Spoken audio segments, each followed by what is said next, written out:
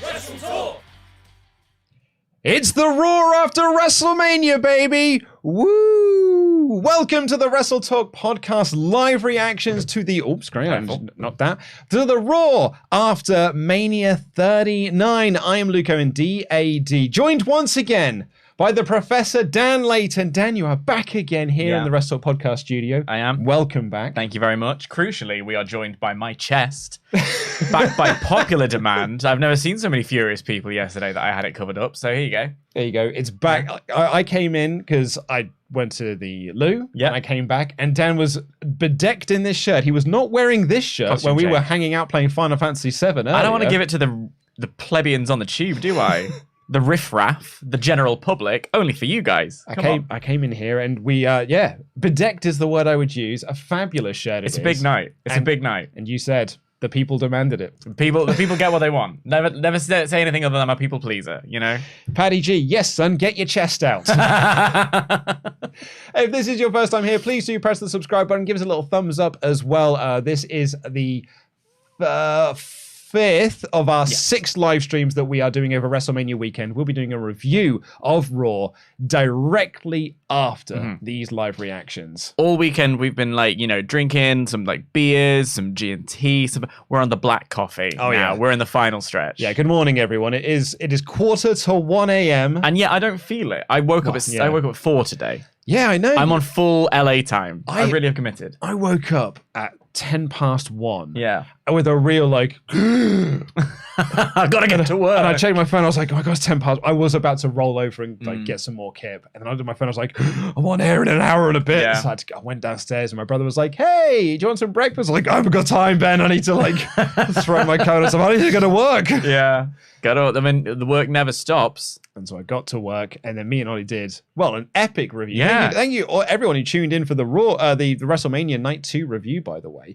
It is, I think, a bit of a record-breaking review for us in terms of the amount of people that were tuned in at any one time. It was over 5,000 at one point in that stream, which was great. Thank you so much for everyone that did tune in to watch us. We greatly appreciate all of the love that you give to us.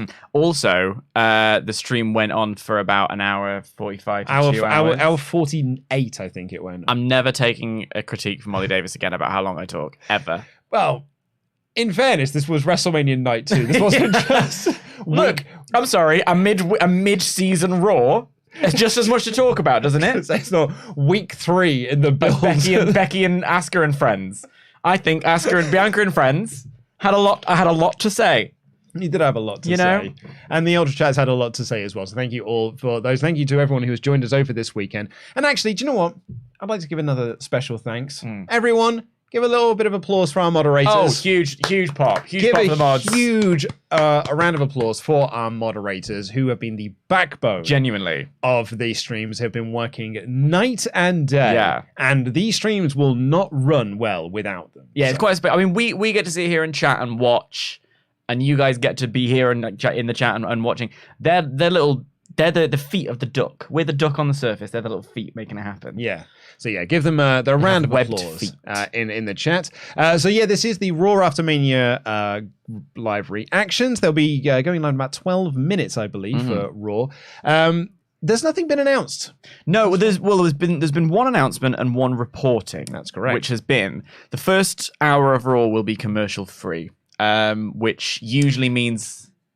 I said to you just before we started, during the first commercial break, I'm going to do the admin. Yeah. Can't do that. Commercial break. I thought you meant the first commercial break in Well, maybe it will be that. It is a 3-hour show. It's a 3-hour show. It's 3 hours of Raw. So first hour is commercial free. And then also, Fightful Select have reported that Triple H will be opening the show. Yeah, Triple H's on the show. I haven't read the full report of what he's going to be doing, but the tweet was that Triple H will be opening the show, which we instantly both came to the same conclusion, which is new belt. New belt. And while you're checking that, speaking of belts, those of you who joined us all 3 nights will know that I felt left out of the championship competition. A former champion in our presence now is the possession of Pete Quinnell. So I was bringing my belts from home. Well, it's the 3rd night in a row. Lads, I have 3 belts. What? Yeah. The first one was the blue 1998 WWE Championship. WWF Championship. Well, it was indeed with the block logo. The WWF Intercontinental Championship circa 2001 was also there, the Oval Belt. Bit of a departure for this one. This one was gifted to us, bought by an uncle who was just familiar that I liked wrestling and did think all wrestling was the same. So arguably is. Big gold belt time. Oh, look at that. Big gold belt. That's a chunky little plate there. Well, because you see the crown on the belt, if you press it, it used to make a sound, right? I have checked. It requires 3 types of batteries that I couldn't get hold of. I do want to change it for the night. But if you were to press it, it would ring a bell through the little speaker here and go, "Are you ready to wrestle the champ?" And it came with a Goldberg sticker pre-attached, which I have scratched off. Oh, so look at you with your little belt. There you go. It's to scale as well. Yeah, I'm actually huge. I'm massive. Just like putting it on Omos. Yeah, it's exactly like putting it on Omos. Often people confuse me with Omos. They really do. So until I am ever able to compete for the championship, this is my remit. All right, this is my gold.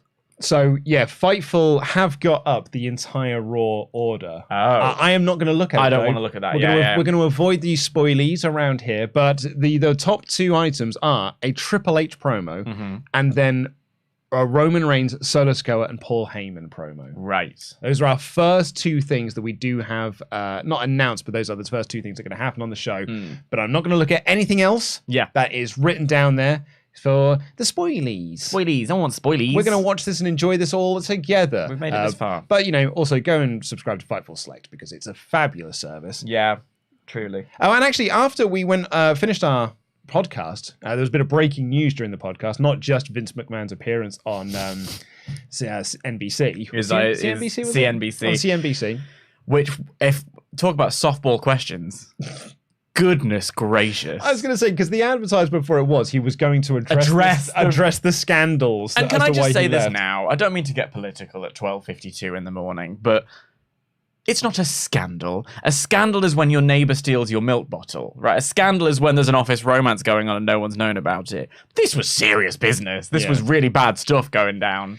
But he did not address them. Nope. Nor was he really asked about them. He was said, like, have you done anything bad in the past? He was like, I've certainly made mistakes, haven't I? I think everybody makes mistakes. We all make mistakes here. But the best thing to do is to just move on from them. Yeah. Because Vince moving on from them was what was really holding us all back. If Vince has moved on, that means it's fine. Yeah. Also, the line, "Oh, yeah, I was ready to walk away." Bollocks. Oh, yeah. Absolute bollocks, that. And dragged, kicking and screaming is what happened, Mr. Vince. Yep. And the other line from it, of course, was that he's not going to be involved in creative. Well, he is. It's yes and no. He's involved in it at a top level, but he's not going to be in the weeds, was his quote. And Sean pulled up that was the exact same line he used when he brought in Paul Heyman and Eric Bischoff to run Raw. Do you remember that, everyone? Yeah. Do you remember when Eric Bischoff and Paul Heyman were running Raw and SmackDown, the creative side of things? And Eric Bischoff got fired after 2 weeks because he hadn't watched the product leading up to being hired, then didn't watch the product before going to creative meetings, offered nothing because he didn't know who anyone was, and then he just got fired because he's a fucking idiot. We had an ultra asking about interview techniques, and it's like the first thing we said was product knowledge. Like, that's basic stuff. I mean, I think honestly that experience, that whole Heyman Bischoff thing, is probably why I was so chill about the result of Mania last night. I didn't feel burned by it. I think because I've been burned so often in the past, and there have been so many new dawns that ultimately end up being sort of the same thing, that I'm like, yeah, all right, another week, why not? Sod it. But the other bit of news that we had breaking during that was that the Grizzled Young Veterans had asked for their release from NXT, and then it was reported and confirmed that they had been granted said release. So yeah, the Grizzled Young Vets are now free agents. I'd imagine they'll have their... Maybe they won't have their 30-day... They'll certainly be 30-day because they're NXT contracts, which means it doesn't have the classic 90. Yeah. But yeah, 30-day non-compete, I'd imagine, will be in effect. But yeah... So tune into the first AEW Rampage of May. Back on the independent scene, I've got my Grizzled Young Vets back. Yeah. I love the Grizzled Young Vets. I love Zach Gibson. I'm going to tell the story again. Please. Oh, no, it's a good story, especially the accent. Because it's one of my favorite Zach Gibson, and he's got multiple great promos. If anyone has been to a UK independent show 5-6 years ago. Everyone's got their Zach Gibson promo story. Take your shoes off if you hate Zach Gibson. We all took our shoes off. We all waved them in the air because we all hate Zach Gibson. But he was at a Rev Pro show wrestling Toru Yano, and he walks down to the ring and he does this whole thing running down. You marks in the crowd here. You're all reading Dave Meltzer's Wrestling Observer. And you're looking at the ring at this guy here, and you're thinking, fucking hell, Grado looks different in person. Vivid. It's almost like he's in the room, I would say. Don't you agree? He was so good. I love the Grizzly Young Veterans. So yes. Excited to see what comes for them next. Hopefully they just come back to the UK. I mean, yeah, the scene's popping. Yeah. We do have a couple of Ultra Chats already in. Get your Ultra Chats in WrestleTalk.com/support. We'll read out all of them above the $5 across this broadcast. Eddie E, who's been a member for 22 months in a row, says, when will we get this week's worst match ever? That will be on Wednesday. Because obviously we had so much going up today. There's another podcast review. There was the Night 2 review. So no worst match ever this week. It will go live on Wednesday, where we will be watching Vince McMahon versus Pat McAfee. Goodness. What a week to have a Vince McMahon match appear on Worst Match Ever. Yeah. Just having a quick check where it features on the list. I can see the leaderboard from here. So yes, Wednesday will be when it goes up. Thomas Panacola has become a member, who says when Roman pinned Cody, it's been a long weekend. It really has. When Roman pinned Cody last night, it was so quiet you could still hear Shane pull the classic McMahon and tear his quad. Yeah, can I just tell you the two things about the Shane quad tear that I find unbelievable, right? Number one, the spot that he's doing there, as I'm sure many of you know, is an international, right? It's the first thing that they taught us when I was starting wrestling training. Like it's basic. It is the bread and butter of putting together a match. It's called the international because everybody learns it. Everyone can speak So you can go to anywhere around the world, and if you don't speak the same language, you can at least do the international spot. So the most basic thing in wrestling, and Shane tears his quad. Second of all, as he's landing, Cole's call is, we obviously didn't hear it, so it was only when I saw the thing. Cole literally said, Shane still got it, as he lands and tears his quad from a jump. The bit that Wild. that I think back to that still makes me laugh. Obviously, it's not funny that he got injured. No, and it's not. But there was that moment when he realized that something had gone wrong, but he tried to dive back into the spot. Yeah. Like there was a grenade on the floor, and he was like, I must protect you all. Yeah. He dives onto the grenade, but it was very, very... a shame. It was a bit of a shambles. Vinny V of Figure 4 had my favorite tweet about it, which is that Stephanie's father, husband, and brother have all had the same injury. Iron quads on Mrs. Levesque, all right? That's good coffee. Thank you very much, You are Dan. most welcome, my We friend. have a new member in Ben Brezula, and not actually Tesco, says, Raw After Mania, baby. Woo! It's been a pleasure watching you two, plus Pete and Ollie, over the Mania season. Big props to yourselves and all the team. In honor of the impeccable shirt that Mr. Layton is wearing, Dan, that's Dan. Thank you so much. I've been running with that one for a while. Unfortunately, we have a lost username here, so please do let our moderators know, who says, watched the full stream last night, loved the reactions. Feel the Roman win got everyone exactly how they wanted. I do feel bad for Pete, but what they wanted worked. Also, got the chat really engaged no matter the opinion. And we have a new member in John C, but that is exactly the point you were making. Yeah, I mean, for me, first of all, WrestleMania Goes Hollywood, there's an old Hollywood adage that there's no such thing as bad press, right? Which, not true, but also, at the end of the day, when we were on the stream, we had a solid bunch joining us, having a chat. The second the show was over, people would join in like in droves. It was a real burst of people who just wanted to be there as part of the conversation. The amount of chats being sent in Ultra Chats, it was like a ticker tape parade of chats. It just would not stop. The show is about to begin, just being aware of that. But at the end of the day, yeah, whether you loved it or you hated it, you are talking about it. I personally think there's avenues to go. I'm not mad at it. Can I understand people being furious? Yes, I absolutely can. But I guess the point we all said was, tune into Raw tomorrow and see what happens. Yeah, see how they follow up. And now it's about to go down. And here we are as the bumper begins. Then... Woo! Woo! If you smell now, so you can sync up with us. Forever. Here we go. It's the big one. Together. There's your sync point, Can we bump everyone. up like one volume spot for Yes, Trips' promo? Of course we can. Oh, hello. We'll get some Kevin Hart recap. Yep. So we can probably natter during the recap. Just before this show started, they had basically had SmackDown on from SmackDown Friday. highlights, yeah. And it was like they were running down the WrestleMania card, and then it comes up with Cody and Roman, and you went, "Oh, trigger warning, everyone! Something's going down." Yeah, the heartbreak is still there, everyone. It's still real. Yeah, I mean, like I guess a glutton for punishment, a mark, someone who's just been through it so many times at this point. I'm like, yeah, whatever. For me, I spent all day doing essentially what is my Evil Twins job and playing how Dan would book, and trying to think of how I would play with it going forward with absolutely no stakes, because even if I book it wrong, no one's ever going to see it, you know? But I think there's a lot you can play with. There's a lot you can play with in terms of Cody, maybe even a Cody heel turn. Cody, like because he's so angry at himself, he starts taking it out anywhere else. There was that amazing shot that I keep seeing everywhere of just him looking utterly gutted that once again he failed to do it. Like, you know, everyone was right about him, kind of thing. There's something you could play with that, maybe, or is it actually more crucial? They've edited Shane out. Obviously, they've edited Shane out. It's just all Snoop Dogg. They've edited Shane out of the video package. Trips put Snoop over, by the way, for his just going in there and making it come true. Like, really, the improvisation was a lot.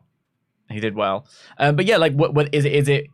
You know, personally, I don't think there's anything. They're trying to build SummerSlam to be a huge show, like a Mania level show. The commitment to doing it in those huge stadiums, the big returns we had last year, the big iconic spots like the tractor spot where the ring fell out, you know, they're really going for it being this huge show.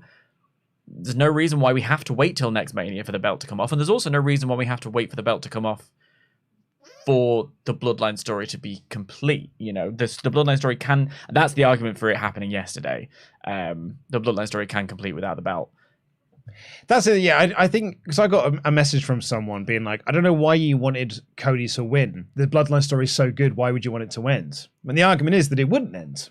It would just go into the next phase of the story. Yeah. And I suppose one of the things and I mentioned this a lot, you know, is that we're still in chapter 1. Yeah. And we've been in chapter 1 now for 3 years. Whereas I feel like that, I tweeted this today. That was the end of Act 2. That felt to me like classic All Is Lost. Like, we're not ever going to be able to beat this guy. I mean, I tweeted on the way home a picture of Danos sat in his garden smiling, and it actually, the only really good Ollie's comment on the review, which was that a lot of people have pointed out the Thanos thing, but I've basically watched Infinity War for the past 3 years, and I'm like, yeah, that is actually fair. Yeah. That is fair. But no, a classic mechanical storytelling. All Is Lost is the end of the second act. You really feel like, well, there's nothing we can possibly do to beat this. You know, it's when. I thought this was Raw, but it wasn't. No. Yeah. So every movie, you know, everyone who's ever studied film at school or at uni will know that it's ruined the way you watch films now, because once you know the 3-act structure and the All Is Lost thing, you kind of can't help but look for everywhere. But it's also one of the reasons why I loved Infinity War and Endgame so much, is that there wasn't really much of a 3-act structure to it. No. Particularly Infinity War. Yeah. No. Absolutely. It was like a comic book. Yeah. Writ large. Yeah. So yeah, I don't know. This is now Act 3. How does it go down? I think again, there's every chance that we're gonna get. We will see. Yeah, good. And I know, like, there's not much I can say because we don't know. Yeah, but this was a perfect moment. Yes, this was a perfect opportunity to do it. That is not to say there won't be other perfect opportunities. Yes, agreed. But I wonder if the next one will not be as good. I mean that's true. Because that said, we have thought that many times. To this degree, to this level, I don't think so. But we have thought it's got to be Drew, it's got to be Sami, it's got to be Cody, and each time it's been better and better and better.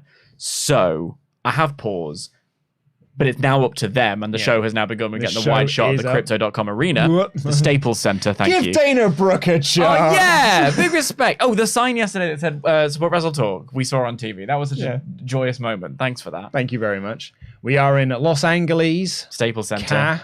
It will always be the Staples Center. I love LA. Be sad when they're gone.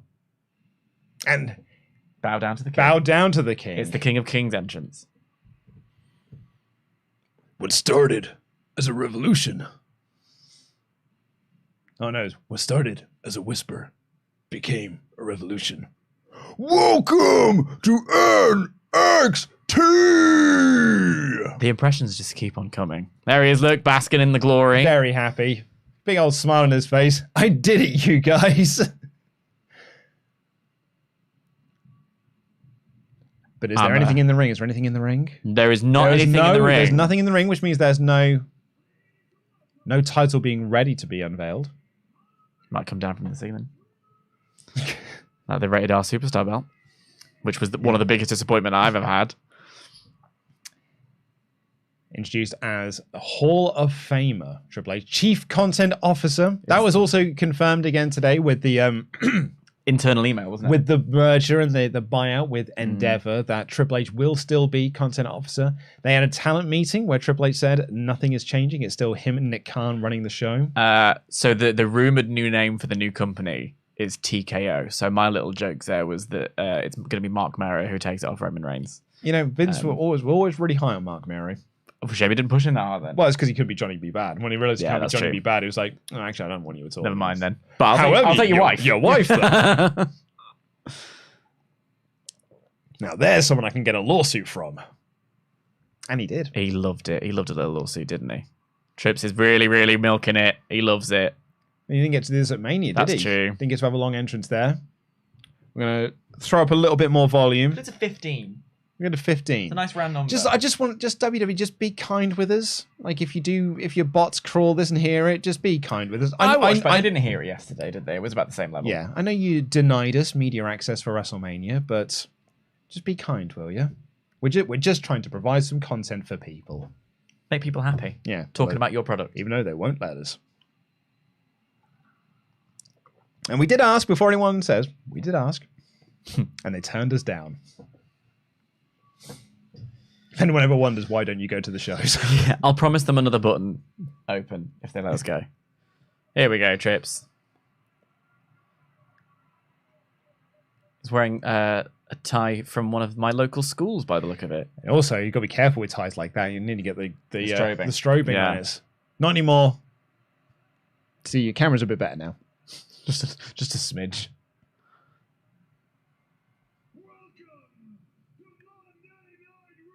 Thank you. Thank you, Trips. Welcome to Monday Night Raw.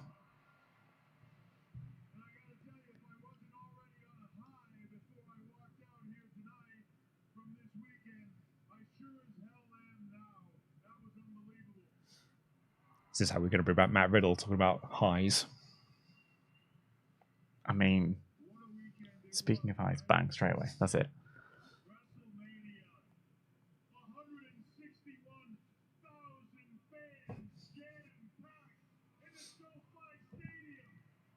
It's hard to quantify that because obviously there are people who went to both nights. And that's it, yeah.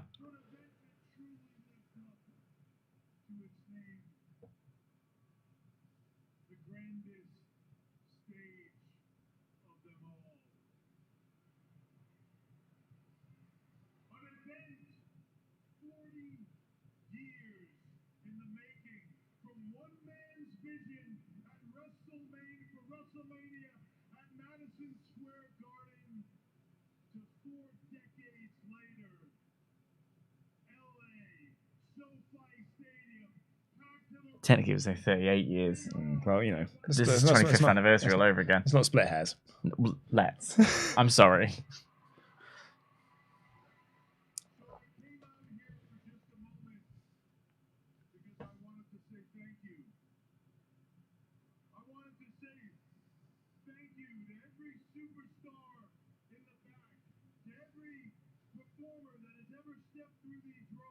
Maybe it's just a promo. I think it is. Just a thanks. It's just a thank you.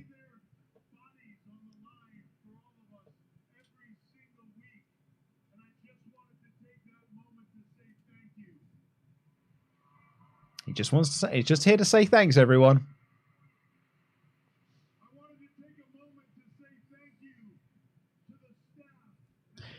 Yeah, the crew in particular. I think they're the unsung heroes, really. We talk about the creative and we talk about the wrestlers, but we never really talk about the production staff who just knock it out of the park every single the stage construction. Yeah, absolutely. The packages, and there were a lot of them. Yep.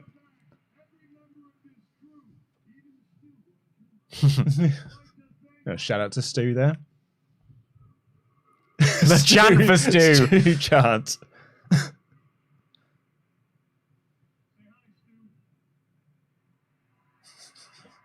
Good for Stu. That's fun.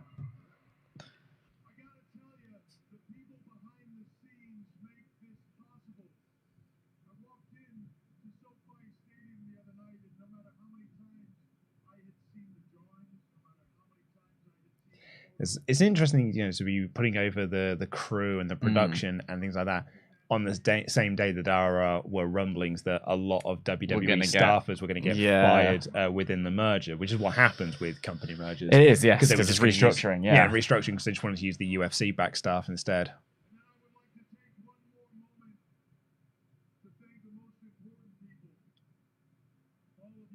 Oh, you're welcome, babes. Thanks, Trip. Don't worry about you're it. welcome, mate. Thank you so much for your kind Here words. for you, babe.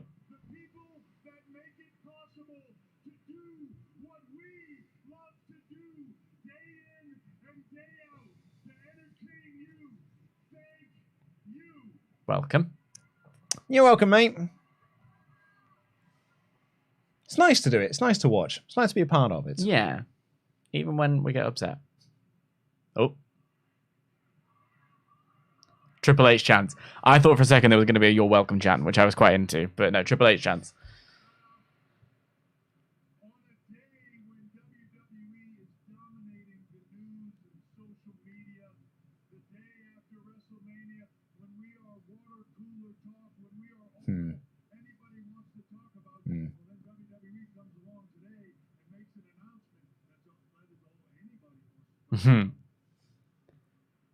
Talking about the sale, but not really talking about the sale.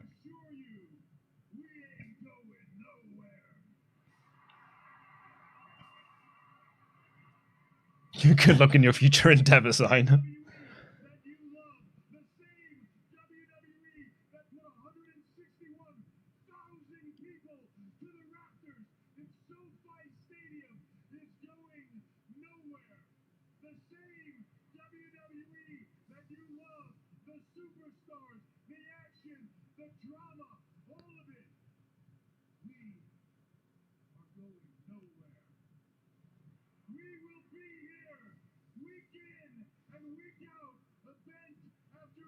I really buy that he cares so much more than Vince ever did. Well, what I find amazing about this is that there's a lot of people, Triple H, chief among them, would often criticize Paul Heyman for his Kool-Aid promos. Right. And be like, all you ever do, like you fans, all you ever do is drink the Paul Heyman Kool-Aid.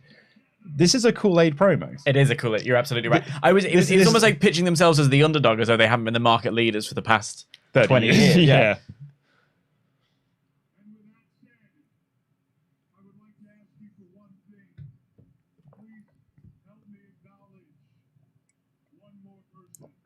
Oh, hello. He's going to bring out Roman.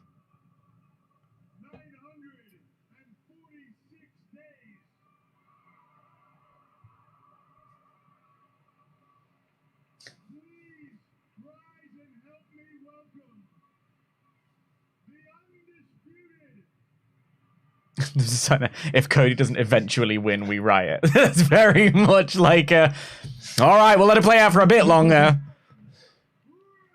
And he just brings out Roman. So that was Trips there. Nice little, a classic 15-minute promo from Trips that didn't say a whole heck of a lot. Yeah. I mean, kind of interesting that to give it that thing of, we aren't going anywhere. We are, because with the news, with any company merger, there's an argument that it's going to be almost as he's saying, don't worry, I'm still in charge. I'm the face of this, but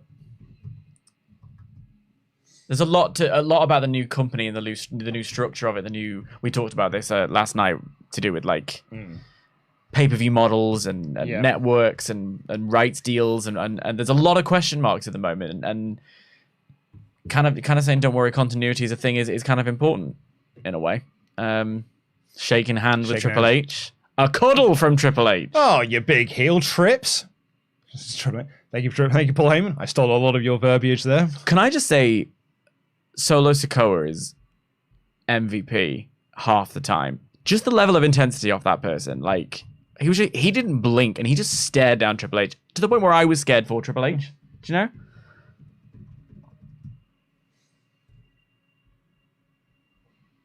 Oh, there's a cocky swagger. Oh, and note who were conspicuous by their absence. Yeah, no Usos here. No Usos. Just Solo, Roman, and Heyman. Oh, there's KP. There's Kevin Patrick. Someone else holding their big gold belt. Not as nice as mine. We're going to do a few Ultra Chats here because we might be here for a while. Brad was the person who sent us in our previous Ultra Chat about watching the stream and really enjoying what we got. So thank you very much. Demon Arc 117 said, since the podcast, I finally sat down and watched the main event online because I'll be fecked if I'm paying for it. And my feelings have been tempered because it was a great match, but I still feel that ending was naff. Not because Roman won. I don't hate the ending because of Roman winning. I hate the ending because it's the same pissing finish of every single Roman match. Find me a singles match that he's won clean since winning the title. You can't. Now, the thing about him winning the clean since he won the title, you can't, I think is actually a character thing rather than the boring template. But Ollie was making this point a lot on the review. The Sikoa Simone Spike, Sikoa getting involved, it is basically the same thing as the Clash ending, which, like, I think that's a fair critique. Even if personally, I'm not mad at it. I don't hate the Roman template. No. Also, it was a great match. Such a good match. Pete was part of the reason I think Pete was so crushed was that he said it was his favorite. It would have been maybe his favorite match of all time. It's not even his favorite WrestleMania match. Just his favorite match of all time. And it was unbelievable. And that's the reason I can't see it or take it as a Cody burial. Oh, it's absolutely not. No, I think anyone who's using the term burial is a bit bad faith because it was not a burial. They made Booker him look T was buried. Yes, Daniel Bryan was buried in 18 seconds. We've seen burials. We've seen a load of burials.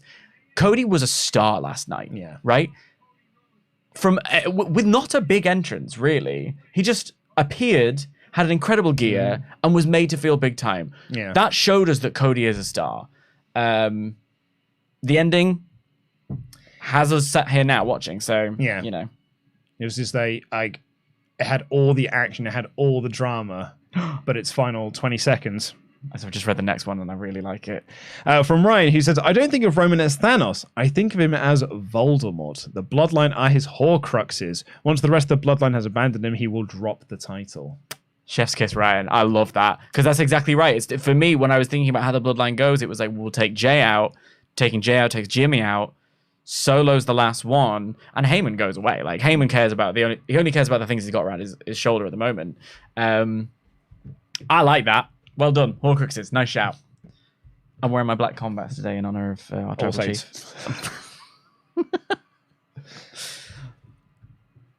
He's loving it. Who was your All Saint?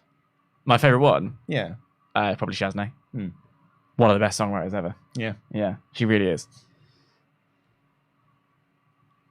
Who was yours? Nat. I bet it was an Appleton. Yeah, of course it was. Not the one who got sad about the trees. The one who went out with a Gallagher.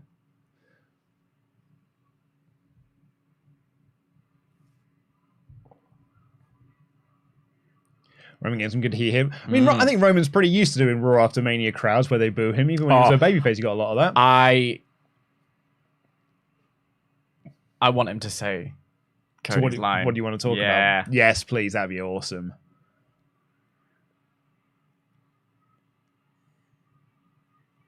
Very stoic. It's giving me. You remember? This is my yard now.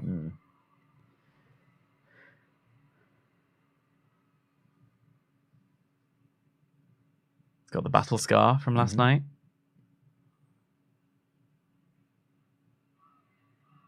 I do love the little bit of grey in his beard. I do. Salt and pepper. I mean, he looks fantastic. I do miss the age of the giant plaster on the forehead, though. From Triple H mastered it, didn't he?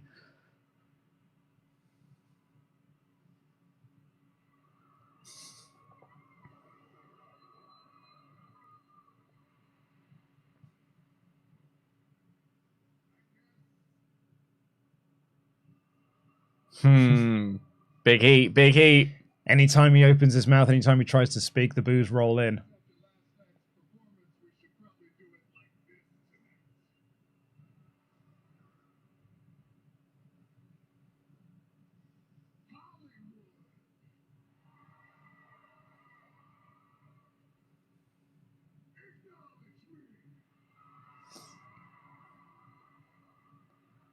That was a guy just booing, but still putting his hand up. Oh, here we go. Cody interrupting. Cody immediately coming out. Interesting. Cody interrupting. To a big pop. Yep.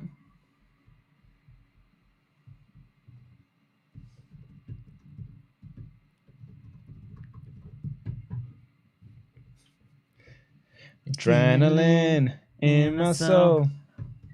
I want to hear the sound of this whoa, because it could be the world's saddest whoa. Whoa. He's got a smile on. Holding his ribs. Still selling. Good for him. He looks rattled. Here we go. Big un. Big whoa there. I love the whoa.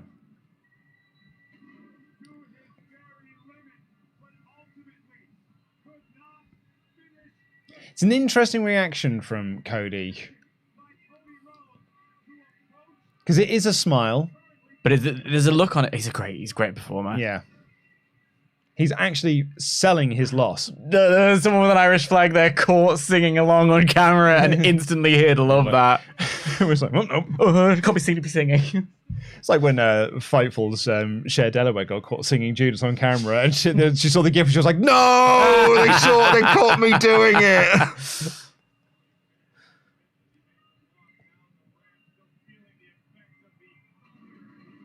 I appreciate someone still selling from the night before. Also, Cody's getting an interest like he won the belt. He is, yeah.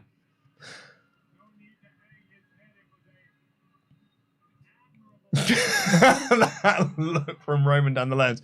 That was a... And my father said when I was younger.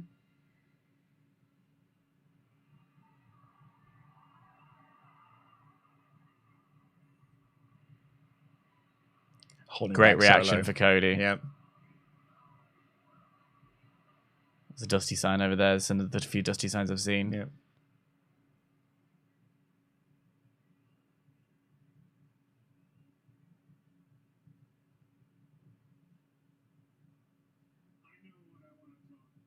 Huh.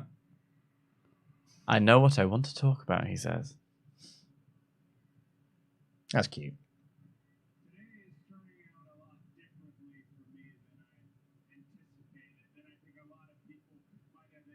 Oh, I love that. Love the smiles.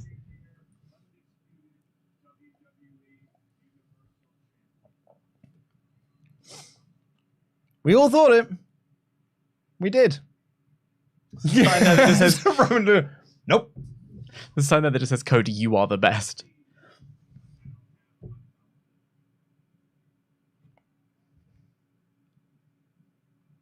I'll acknowledge this. Last night at WrestleMania 39 in the main event, you were the better competitor. Cody admits the Roman was the better competitor on the night. For some heel heat right there. Well, just some heat, right? They got some boos.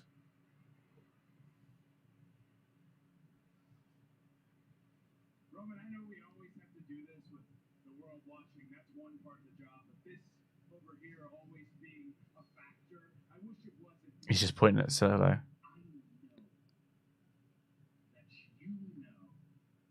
You've won a lot of matches where you skated by, narrowly defeated people, but you were the victor. Last night wasn't the case. Last night, I had you. Yeah, you did. He Cody really had did. him. Cody said But last night I had Roman you. shaking his head like, no, you didn't. Yeah. Great heel work. Yeah. Dismissal. Yeah, dismiss But it. he knows it. Ah, see? Emmys! The performance! Oh! So I said I knew what I wanted to talk about. Gonna ask for a rematch? One word. Acknowledgement.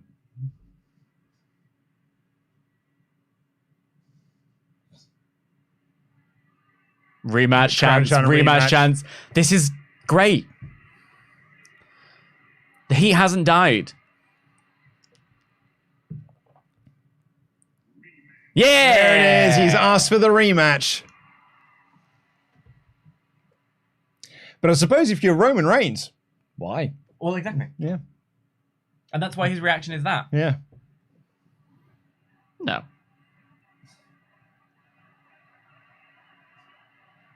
Yes chance from the crowd. Roman's never going to say yes. Paul wants to do the promo for Roman. God, he's so good. Hall of Famer Paul Heyman. Come on, put him in.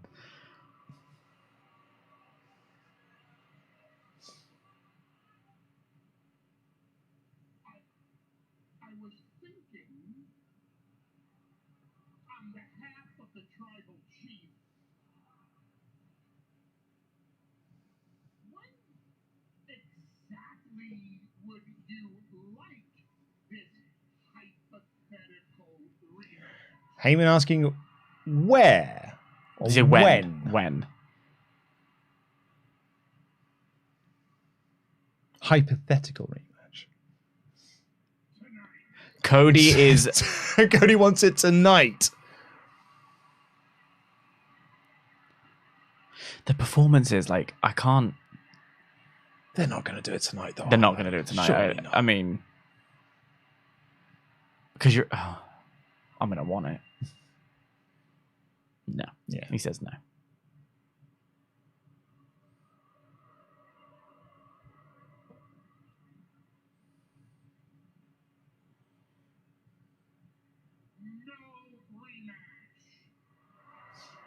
And Paul says no.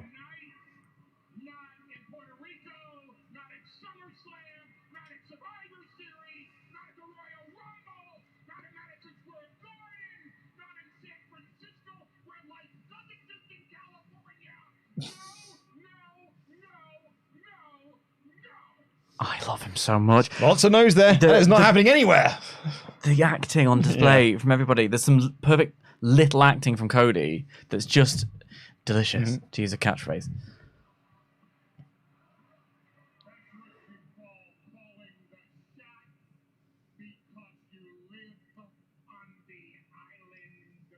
Of relevancy. Oh, Heyman's so good, man. And it's the framing of putting himself just over the shoulder with those eyes.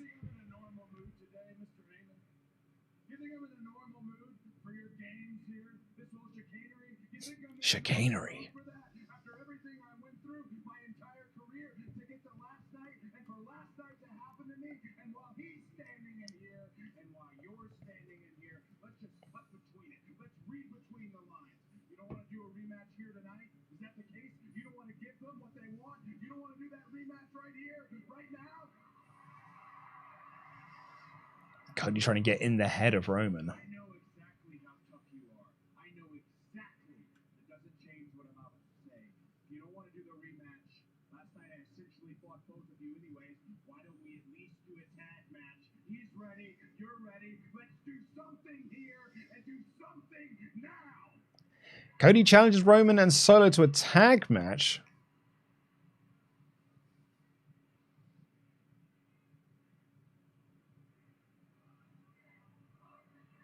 Roman's scared is the chant we've got here. I'm glad you were here. I couldn't work out this one.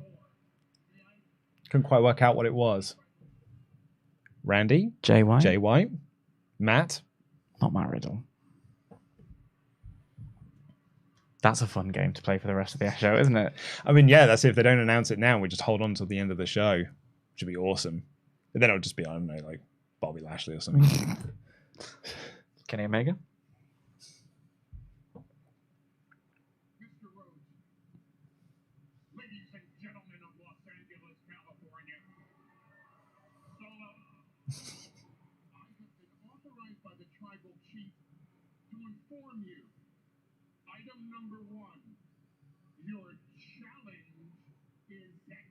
Yeah, tag match tonight. That Roman and Solo versus Cody and mystery partner. Two parameters, though. Number one, if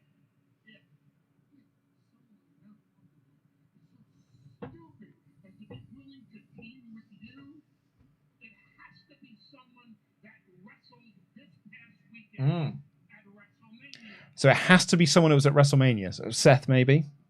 Seth? And now you're going to realize how alone you are. Because anyone who walks down that aisle and agrees to team with you tonight against Roman Reigns and Solo will never get another title match against Roman Reigns as long as Roman Reigns is the undisputed WWE. So That's so interesting. So it's sorry, just to clarify, it's whoever teams with him cannot get a shot. yeah, if they agree to be Cody's partner, they will never get a shot at the title while Roman's champ.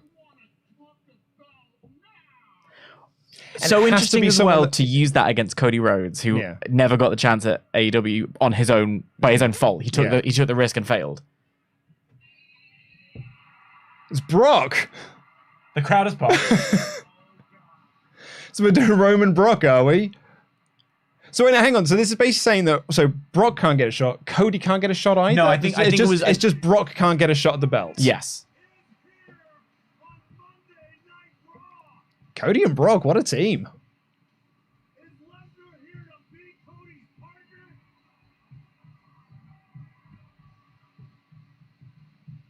And also, if this does happen, none of us want to see Brock do it again, do we? Anyway, Yeah, I was going to say, Brock not getting the shot is Yeah. actually fine. Brock Lesnar is already forbidden from challenging Reigns. He's already been forbidden.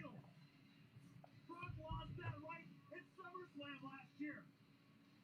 Nice little callback well there. done, Corey. And also, look at Brock wearing his Mega Dave t-shirt. And he stole Trish's hat from last night. What are we witnessing here tonight? A little bit of Mega Dave. Lesnar circling the ring like a The less good Metallica.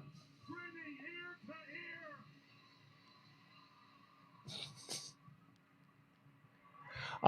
ear. I'm so interested to see Brock versus Solo.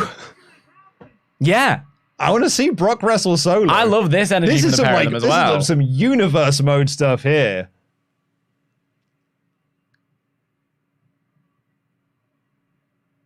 I don't think even Roman Reigns was prepared for this.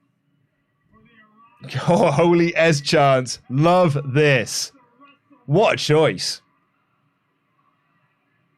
You effed up chance. Which is the selling of Heyman as well. There was very much an I effed up. Yeah. I forgot about that because you would, because it was the first match of the night and it was on within 5 minutes. Yeah. What was it, 4 minutes and 20? That's great. Brock Lesnar will join forces. Cody and Brock versus Roman and Solo in That's the your main main event of event Raw. tonight. Holy Ekins. Wasn't in the least what I expected at the start of this evening. No. Can't honestly say I'm mad about it. Yeah. From the wise man, Paul Heyman backfire in spectacular fashion. I think it's safe to say the special counsel may have stepped in it tonight. For you, how is that? Oh. Bloodline dissension, bloodline dissension, bloodline dissension. How? Okay, well, while Kevin's doing something nonsense, how has that made you feel about last night? Has it made any change? I'm still borderline the same. Yeah. As we said on the stream last night, I figure we build to the rematch. Right. My point has never been they won't do a rematch. There Yeah. won't be a rematch. There won't be a time to finish this story. My point has always been, will it feel as special as this one did? We won't know that. Until the moment. Until the You're right. No, moment 100%. comes. That's true. I think for me, what I've seen there is everything I needed to see there to back up how I felt last night, which is that I trust in, if not the creative, I trust in Cody and I trust in Roman and Heyman and Solo to sell it. Well, because Cody's so great. Cody's amazing. Roman's great. Cody, but even so, there's an element where it can be. I've spoke about this. Cody can be corny. There's a potential for Cody Rhodes to be corny. He pushed through that to a fantastic degree just now. Yeah. I really think, and just showed you that he's, from an acting perspective, I can't put over enough those tiny little facial expressions that just sort of said. There was enough in there that was so cross at the whole thing, but he's just about keeping it in because he's got to, kind of thing. It was just a brilliant performance from all around. I know. Go team. I really thought they might do, the show long tease. Yeah. Who's it going to be? Who doesn't want to get the shot? A smart way to avoid the Tony Khan's big announcement syndrome. Well, that's what I was going to say. We did it immediately. Well, what I really liked actually was because I thought they might still hold on and do but they had to have wrestled at WrestleMania, and by doing so, they won't get a title shot. But that first point there, they had to wrestle at WrestleMania, removes things like Jay White. Yes. It removes Bobby Lashley. It removes Randy Orton. It removes Matt Riddle. So I thought that was actually quite an interesting line. But then, they just brought out Brock. And speaking of Brock, our first match tonight is... Omos. Right, I need to just catch on some notes. While Omos is slowly walking to the ring. Yes, I think I'll do some ultra chats. Ryan Marshall says, gents, thank you for letting us spend the weekend with you. It's been a pleasure to listen in. And while I'm here, crossing fingers that Big E is one of the returns tonight. I have no idea about Big E's status, but that would be lovely. Thank you so much for joining us all weekend. For me, on a personal level, I've had a great time. Matthew Robinson. Luke's idea that Cody lost so he could spend a year trying to get another shot. The bloodline starts to boil over and Jay leaves him, and Jimmy and Solo try and stop Cody from winning the Rumble and Chamber, but he gets in. A year-long journey ends with the win. I'm not sold on waiting a year. That's a long time away from now. I think everyone thinks of WrestleMania as the show. I don't know that WWE thinks that way anymore. They do think of WWE as their granddaddy of them all. I think that we have all romanticized the idea that WrestleMania is the ending, but having reviewed so many WrestleManias for WrestleTalk Extra, the amount of WrestleManias that are not the end of stories, it's a romanticized idea of that is what WrestleMania is. And my concern about Cody winning a WrestleMania was what happens to him in April. He's got the title. What's his next feud? Against Lacey Evans? I don't know. We've seen that kind of thing before. Becky 2 belts, Kofi Mania. I would much rather he win it in the middle of the season. He win it at a SummerSlam. I'd rather he win it at Payback if he got a great follow-up promo. Do you know what I mean? Mm-hmm. Who's Omos going to take on? Elias. Okay. Cool. Another lost username, so do let our moderators know. If you are a first-time multi-chatter, maybe even put your name in the chat if you've got enough space. Good idea. That'd help us out there as well, so that we can thank you properly. But dead on here, just me, or is Trips looking like Obadiah Stane from Iron Man? $100p. Yeah. Jeff Bridges in Iron Man. Tony Stark built this thing in a cave with a bunch of scraps. The ultimate delivery of the MCU. Brilliant. In film, was it 1 or 2? When did the Hulk come out? Oh, Liv Tyler's coming back. Did you hear that? I saw, yeah. It's basically because they can't make a solo Hulk movie because Universal still have the solo rights to it. So they're like, well, fine, we'll just make a Captain America movie that's basically a Hulk Tyler movie. In it. That's got all of our Hulk cast in it. Elias has run straight into a big chokehold and a gigantic clothesline from Omos. And listen local to this competitors crowd. Be damned. Listen to this crowd not care. This crowd are going to the bathroom. It's crucial when you're doing a commercial-free Raw to use the hour to its full extent. I mean, we did use 35 minutes of it on promo. That's true, and a damn good segment as well. Damn fine segments. This is basically here just to rehabilitate Omos after the There's a big old monster. Brock. I don't know why you'd bother. I really feel like this Omos experiment is done. Yeah, it's this weird thing of not wanting to advocate for anyone losing their job, but also me sitting there thinking, well, what's next? What do you do next? Yeah.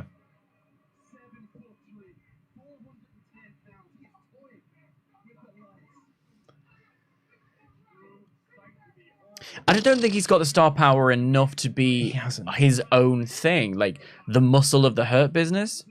Why not? Like,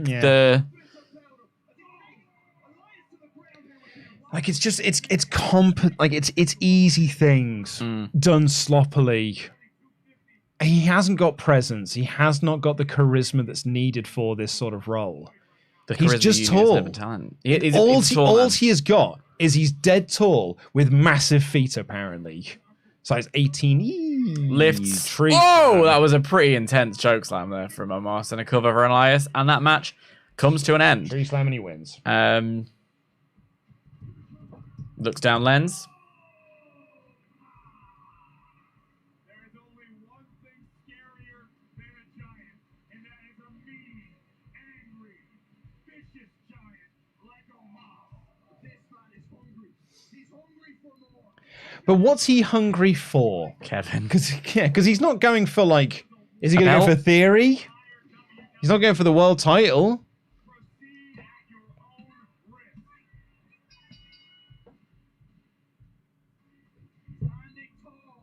your own risk. All right, I'm just going to make a quick do your thing. I was just wondering to see this segment is over before we go back to the Ultra Chats. I think it pretty much is. Lovely big low angle shot there of Omos breathing heavily down the camera. And there are the Usos. The Usos backstage at the Staples Center. Okay. I'll call it what it is. And they're knocking on the door of the Tribal Chief.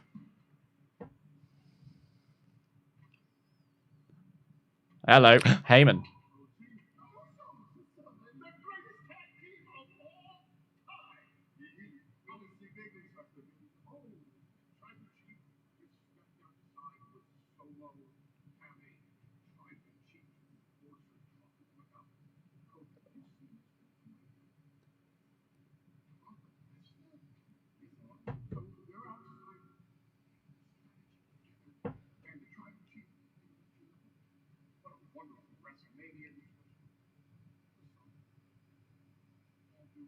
Heyman is fobbing them off.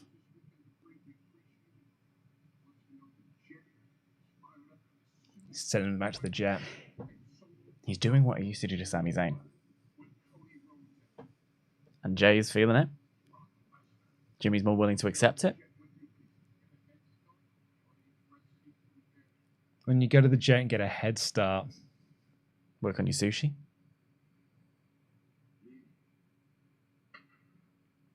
Yeet indeed. That's it. He sent the Usos Fobbed away. off. Absolutely fobbed them off there. Because I wonder if Roman's... Did he say... He just said something to the Tribal Chief. Because Roman was in the room. Not That needed. is a very interesting little segment. Like that a lot. The dissension has begun. I would say there's been dissension. Oh, yeah. Since Yeah. I mean, it's not even since Survivor Series. It's pretty much since Sami Day Zayn. one. Yeah, Well, it's pretty much been since Jey Uso. Jey Uso, yeah. I think dissension has begun is a broad term. for this evening's show. More dissension. Oh, we have a Hall of Fame segment. What a perfect opportunity to get through some more Ultra Chats. Thank you so much for contributing them. You can continue some more if you so wish, and we wish that you would. So hello. He said, I sent them off. I took care of it. Took care of it. Yeah. Took care of it, Tribal Chief. Very nice. Noah Fortner says, this is the first time I've watched Raw live in years. Is the commentary always this expletive? Yes. I've never appreciated the AEW commentary table enough until tonight. I will say I have very strong feelings about the commentary team. I was not a fan of Jimmy Smith's. I gave Kevin Patrick a long leash because he's new at the job. He's not the right person for the job. I actually rate Corey Graves a fair bit, but Corey's pulling overtime by a bit, playing two characters at once and picking up the slack. I actually really like Jimmy Smith's. And Sure. but that might just be because we'd had like Adnan Verg and a lot of bad commentators. A lot. So it was like, oh man, someone who's competent. Someone in who what he knows does, how to commentate. Someone who knows what he's doing. Yeah. Is a nice step up. Yeah. But I really do feel like this Kevin Patrick experiment has it's not the failed. one. It really is not the one. And I don't know. I mean, for me, I always wanted a Mauro Ranallo, Corey Graves team. Tom Phillips, I thought was brilliant. I don't love the commentary team on NXT even. They like each other. I just don't think it necessarily vibes. Yeah, the commentary is bad. The AEW commentary team is considerably higher, I think. I lost username. Please do let us know. I always felt like Triple H's first real big test will be after the Bloodline ends. It's dominated TV so much lately. Personally, this feels like a certain lack of faith in the roster being able to carry the brand if Roman is not there. This was time. As you've talked about the house show situation. Yeah. Cody can lead this company. Yeah. He has sold house shows on his name. Yeah. And I do think that it is going to be a big challenge to follow the Bloodline storyline.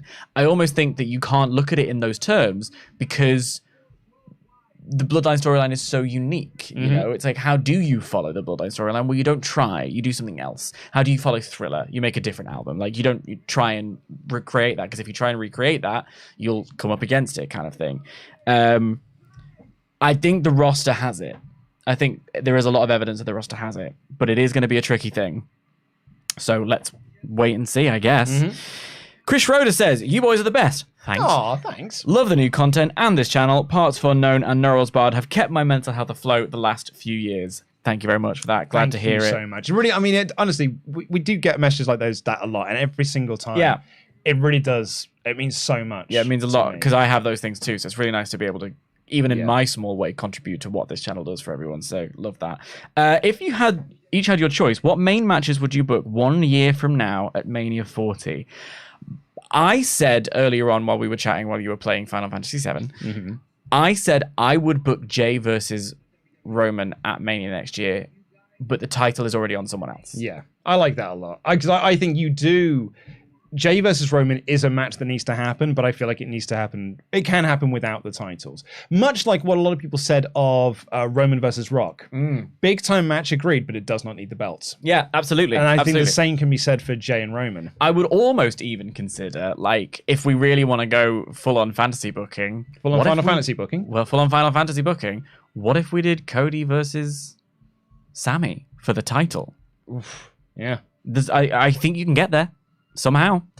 And it is going to be in Philadelphia. They are going to go hard with the Rocky storyline. I saw a few people pointing out that Cody, I mean, lol, Punk's never seen a Rocky movie. I was going to say, the tweet that really made me laugh was like, guys, it's Rocky 3. Yeah, I have also never seen a Rocky movie. So I've seen Creed 3. Do you know what? Maybe that's what we should do. A little experiment. Sit me down and watch a Rocky movie. Yeah, we should, well, between over the next couple of months, you watch all of the Rocky movies. Kelly!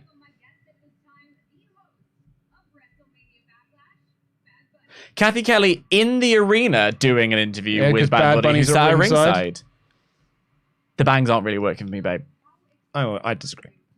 Those are full Daphne Moon bangs. You are watching Fred. I really am, yeah. Sorry, I had to get my tits out there. That's my gimmick.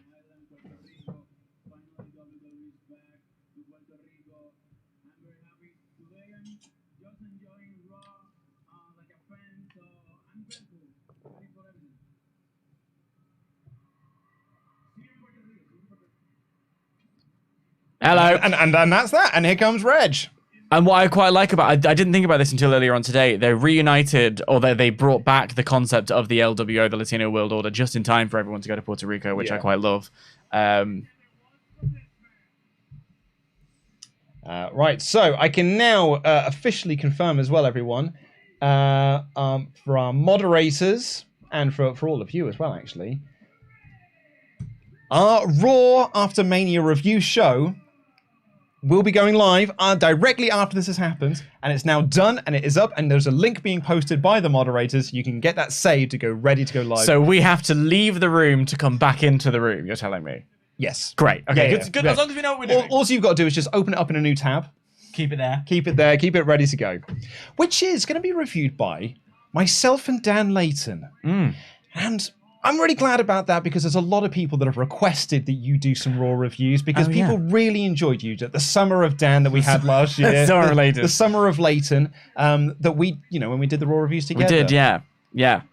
What if, Dan, hypothetically speaking, we don't just get the band back together tonight, but we get the band back together for all Raw reviews going forward? Are you asking for a permanent rematch streak? Yeah, right, why not? Yeah, me and Dan are going to be reviewing Raw on a weekly basis, everyone. You asked for it, so we are giving it to you. Me and Dan will be reviewing Raw going forward here on the WrestleTalk Podcast channel. I'm well excited. Yeah, we're so excited. Are not ready for the level of chest that you're going to get over the next few months, honestly. Summer's coming, babe. Yeah. Summer's coming, so is the tan. Everyone's very excited. Look at this. Oh, yes, Dan. What? Yay, please. Genuinely, being here and being part of this show has been one of my favorite things in the world. So I'm thrilled to be coming back for an extended run. Confirmed is all WrestleTalk. What's your one? All Elite? Is Elite? Do you have one? Can I have a graphic? Confirmed. Yeah. Get back to work. What does it do? Confirmed. Confirmed. Ray out here for a little promo with his lovely t-shirt.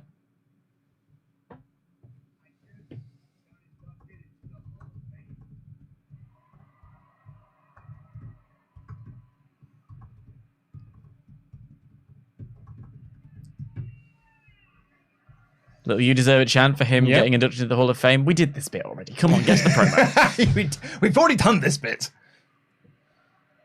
We've also been a promo-heavy show as well. I know.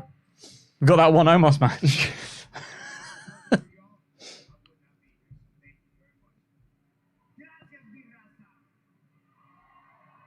Oh wow! So apparently, the show has already been laid out different than it was a few hours ago. 2 matches have already been scrapped and changed. Well, it wouldn't surprise me with this commercial-free first hour. This isn't how I would have used a commercial-free first hour. I saw it tweeted with a picture of Vince. Yep.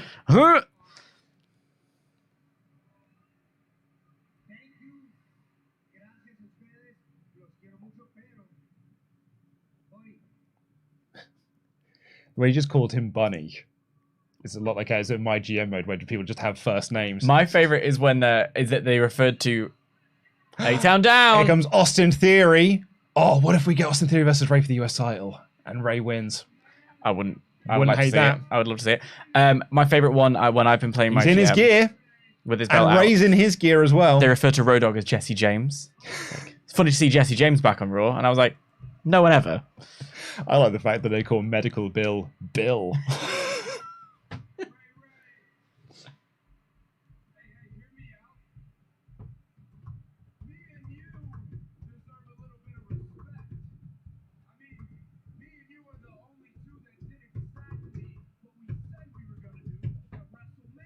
That's not true. A lot of people did what they said they were going to do. Yeah, the Usos. Oh yeah, Sami and Kevin.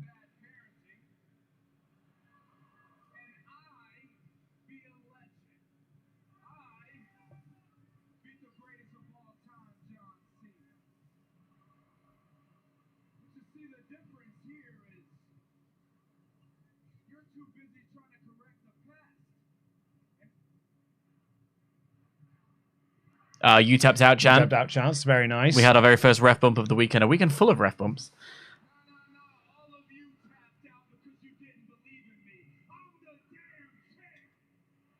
I feel like, but not for much longer, pal. Both in our gears here.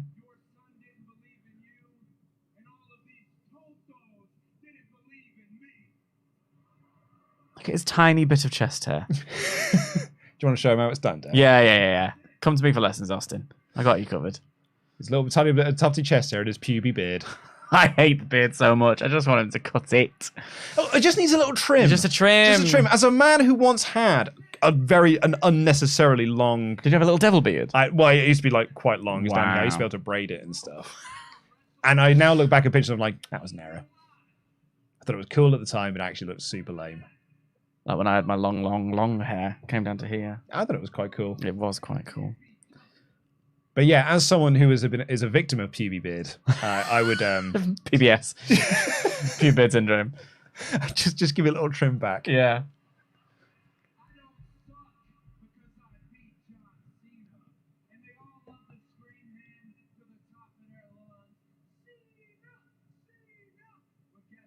Slap him. Just slap him.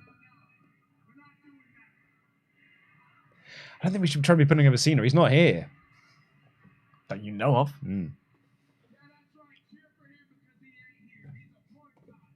Thank you very much. Honestly, Austin, skip to the end. Dude, we are 55 minutes into this show and I could do with something else. Let's get to the point. Come on. This commercial-free first hour. It really has been a choice, hasn't it? It's actually a kickoff panel. It really is. It's been a kickoff show. Yeah. It's a kickoff show for the 2 hours of Raw.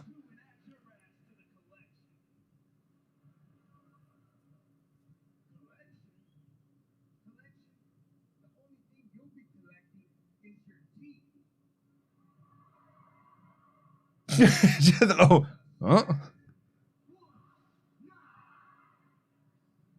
That felt like a WWE Games promo. Yeah. Is it just it's not a title match? It's not a title match by the looks of things. It's just a regular match. Yeah, just a regular match. Just a little match here. But we have got Theory versus Ray. Let me just update my notes. I've not made many thus far. In your defense, neither have they.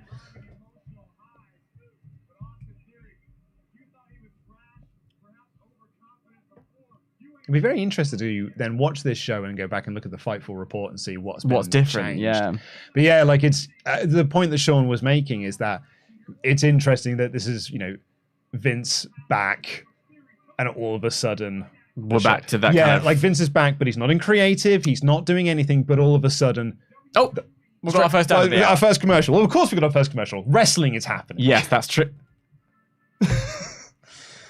Yeah, fine. So it's just very interesting that the moment that Vince is like, I'm not coming back, all of a sudden a lot of Vinceisms are coming back, like the highlighted paper, changes to promos, not being allowed to say certain words, and now plans being changed as the show is on the air. Hate that.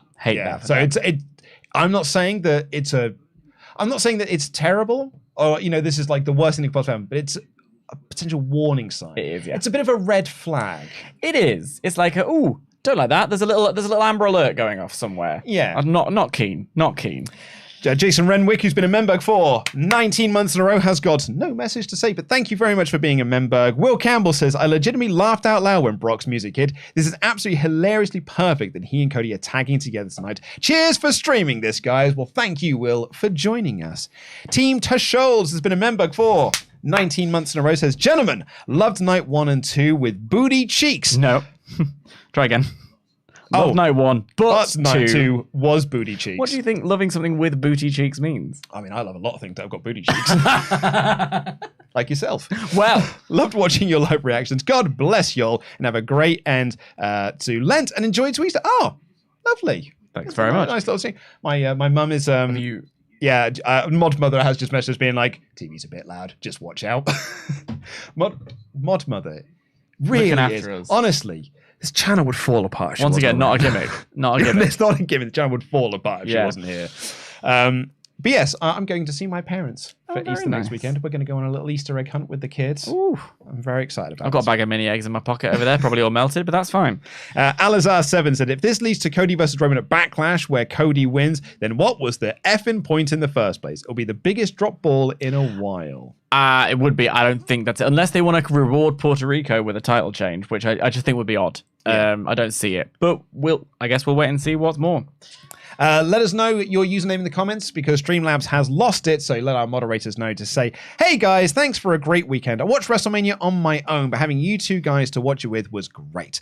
I was pissed last night, but the opening promo intrigues me. Hearing that woe last night was insane. Thank you for a great weekend, guys. Well, thank you so much for joining us. Cassidy Delaney, hey there, boys. How is no one talking about Shibata? I mean, I was. I've been talking. I want to talk about nothing but Shibata. The man almost died, and now look at him. The man had his brain taken out. Yeah. And he won the RH Pure title, and it looks like nothing ever changed with him. Yeah. Like when I said to Wallace, like, did you see the Shibata match? And he said, I haven't seen it yet. Is it good? And I was like, he said, how much did he do? And I was like, it was a Shibata match. Wow. It was it didn't feel like the man had his brain taken out. Not lost. Which it's a big thing to say, isn't it? It sounds like a weird thing, let alone having it happen to you. I'll just finish this one. Supercard of Honor was absolutely amazing. It really was. Every match on the show was a banger. I really hope we get to see a lot more of Shibata going forward. Me too. Love seeing Shibata wrestle. Love having the wrestler. Like, Shibata is, for me, just perfection of, like... I mean, he's called the wrestler, but he is just, like, perfect wrestler. I haven't seen Supercard of Honor yet. I was in a very much mediate the wrestling weekend situation, but I'll catch it on that recommendation when I can. I genuinely can't believe we just had an hour of show with an Omos match, and the second we start an actual wrestling match, we went straight to commercial. That's so funny. So there's a podcast that's just tweeted out that I'm sitting behind production, and they've legit received 3 different run sheets in the last 45 minutes. Oh, God. That's dire, isn't it? Yeah, so lots of changes going on today by the sounds of things, folks. I'm going to keep Sean's Twitter feed up for any other updates that come in. But yeah, lots of changes happening, folks. But, you know, it's okay because Vince is... he's not in the weeds. It's not in the weeds. He's not in the weeds, everybody. No, just Matt Riddle is. Austin Theory very much dominating this, as much as we've seen anyway during the commercial break. And there we go. That's some Vince action for you right there. Lovely rest hold. Slow the pace down with a little rest hold. Oh, and the crowd have gone deathly silence as well. Come on, guys. Just as Kevin Patrick says, what a crowd! There it is. Look at that. Hyping the main event. There. Cody Rhodes and Brock Lesnar versus Roman Reigns and Solo Sikoa. That is quite the main event. Yeah. That's also such a Vinceism. And that's the second time Corey has said that as well. A WrestleMania caliber tag team match. That is Vinceisms right there. He used to say those. That was a Vince directive all the time when he was in charge, saying everything was a WrestleMania caliber main event. I mean, that one is, in fairness. But, like, also, you are right. Yeah. That's a lovely little tornado DDT there by Ray. Maybe he's starting to build his comeback now. So what do you think? Like, the title's not on the line, which so Ray's going to pick up the win? Nice little feel-good moment for the Raw After Mania. I would undo all have we got from A-Town winning. Or do we have just, some Dom interference? Try and continue the Judgment Day LWO feud? I have no idea. Let's find out. We're going up for a big-time superplex, but Ray's blocked.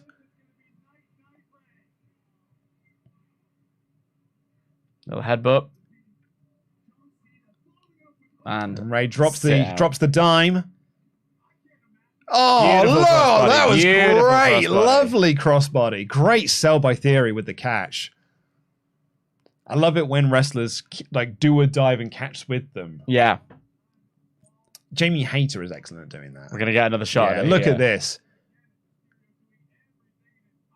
Oh, Yeah, so very good. nice, very and nice. it's You are perfectly right. timed as well. So Yeah. it's not like Theory just jumped into it To make it obvious. Yeah, He did it just as Ray was making Have you seen Bret Hart's thing at the moment? He's gone off on one about how everything looks. It ain't ballet, we all say. But Bret Hart says it basically looks like ballet now. He says he can't watch wrestling anymore. Yeah, because of all the slapping of the thighs and all of the jumping and the acrobatics. Yeah. And they're not trying to make it look real. Because it's not Bret. Mm-hmm. Austin Theory's got him up. Oh! I mean, that was a little AJ Styles, I believe, there. The thing about Ray being so little as Yeah. well is that you really can't just fling him around. Ragdoll him. Yeah. Picking some real speed on it. That's Lovely. great. That was great. That looked fantastic. I think I'd probably give it to Austin Theory. I think I would as well. Personally. Because He's signaling for the end here. He's signaling for A-Town down. But Ray's says, "No, thank reversing. you." I may have just jinxed him.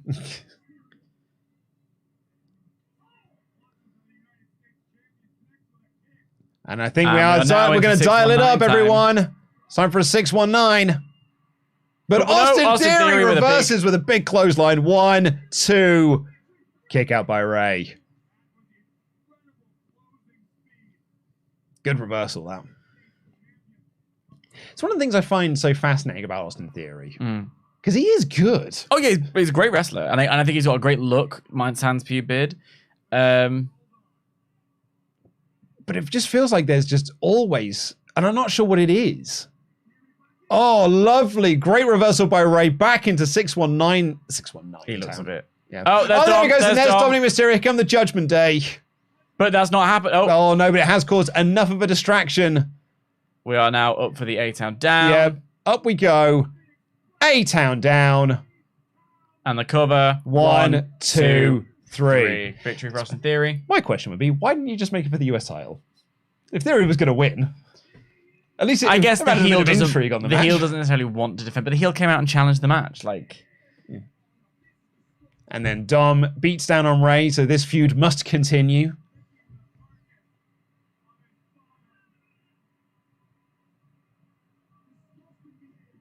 Yeah, I mean, you want a Mysterios and the LWO versus Puerto Rican Damian Priest and Dom, don't you? Oh, do you think that's what we're saying? Ray and Bad Bunny versus Hello, Ray he's and just Bad calling out Bunny Bad versus Bunny. Dom and Priest. Because that's really nice. Well, because Bad Bunny did interfere in the Mania match. From the I mean, announce Bad table. Bunny wrestling. Ray and Bad Bunny would be a fun tag team against Dom and Priest.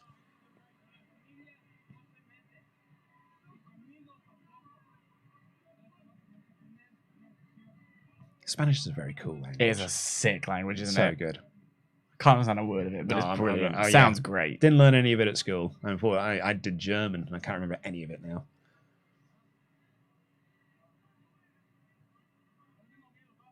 Oh, he said something. He said Dom something. goes for the right hand. Doesn't get I think the block. he said Pappy, which is a word I think I understand.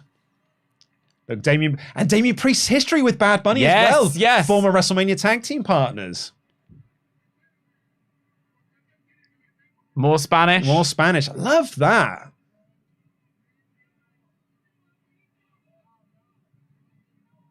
Bad Bunny's a handsome dude, isn't he? I mean, they all are. Yeah. Look how cool Damien Priest is. Yeah, I've always loved Damien Priest's look. Oh, a big right hand to Dom. A second right hand to Dom that Yeah. knocks him to the floor. But a huge clobbering fist from Damien Priest to send Bad Bunny crashing down to the outside. Ray is still down in the ring. Yeah. Priest, what happened to Priest? He leveled up in terms of coolness. Yeah, yeah. He's got the cool flared bottoms on. Is that what which it gives is? him a Prince element. He just looks rad. Yeah. He does. Just looks so cool. I think we might get a bit of a razor's edge through the table here, maybe, or just a simple choke slam. Yeah. Choke slam through the table to Bad Bunny. And it's happening. Oh! I think you're dead right. We're building to a tag match. A tag match, a backlash. That's a great little bit of booking, that. Yeah. That's a good bit of business.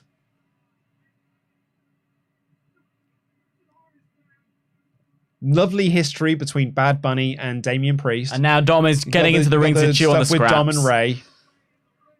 And it's in Puerto Rico. He is the host of Backlash. I think that's a really good bit of business. Crikey, there was a lot of highlighted yellow on that. Was there? I didn't see it.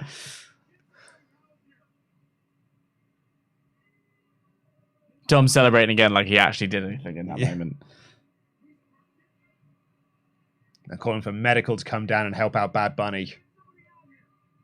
See the highlighted yellow there? I didn't see it again. I was too busy looking at the action, Luke. Sorry. It's a great question. But what about the LWO? Doesn't matter. Never mind that, S. Here comes Bad Bunny. Bad Bunny's mates are having a look. Just checking that.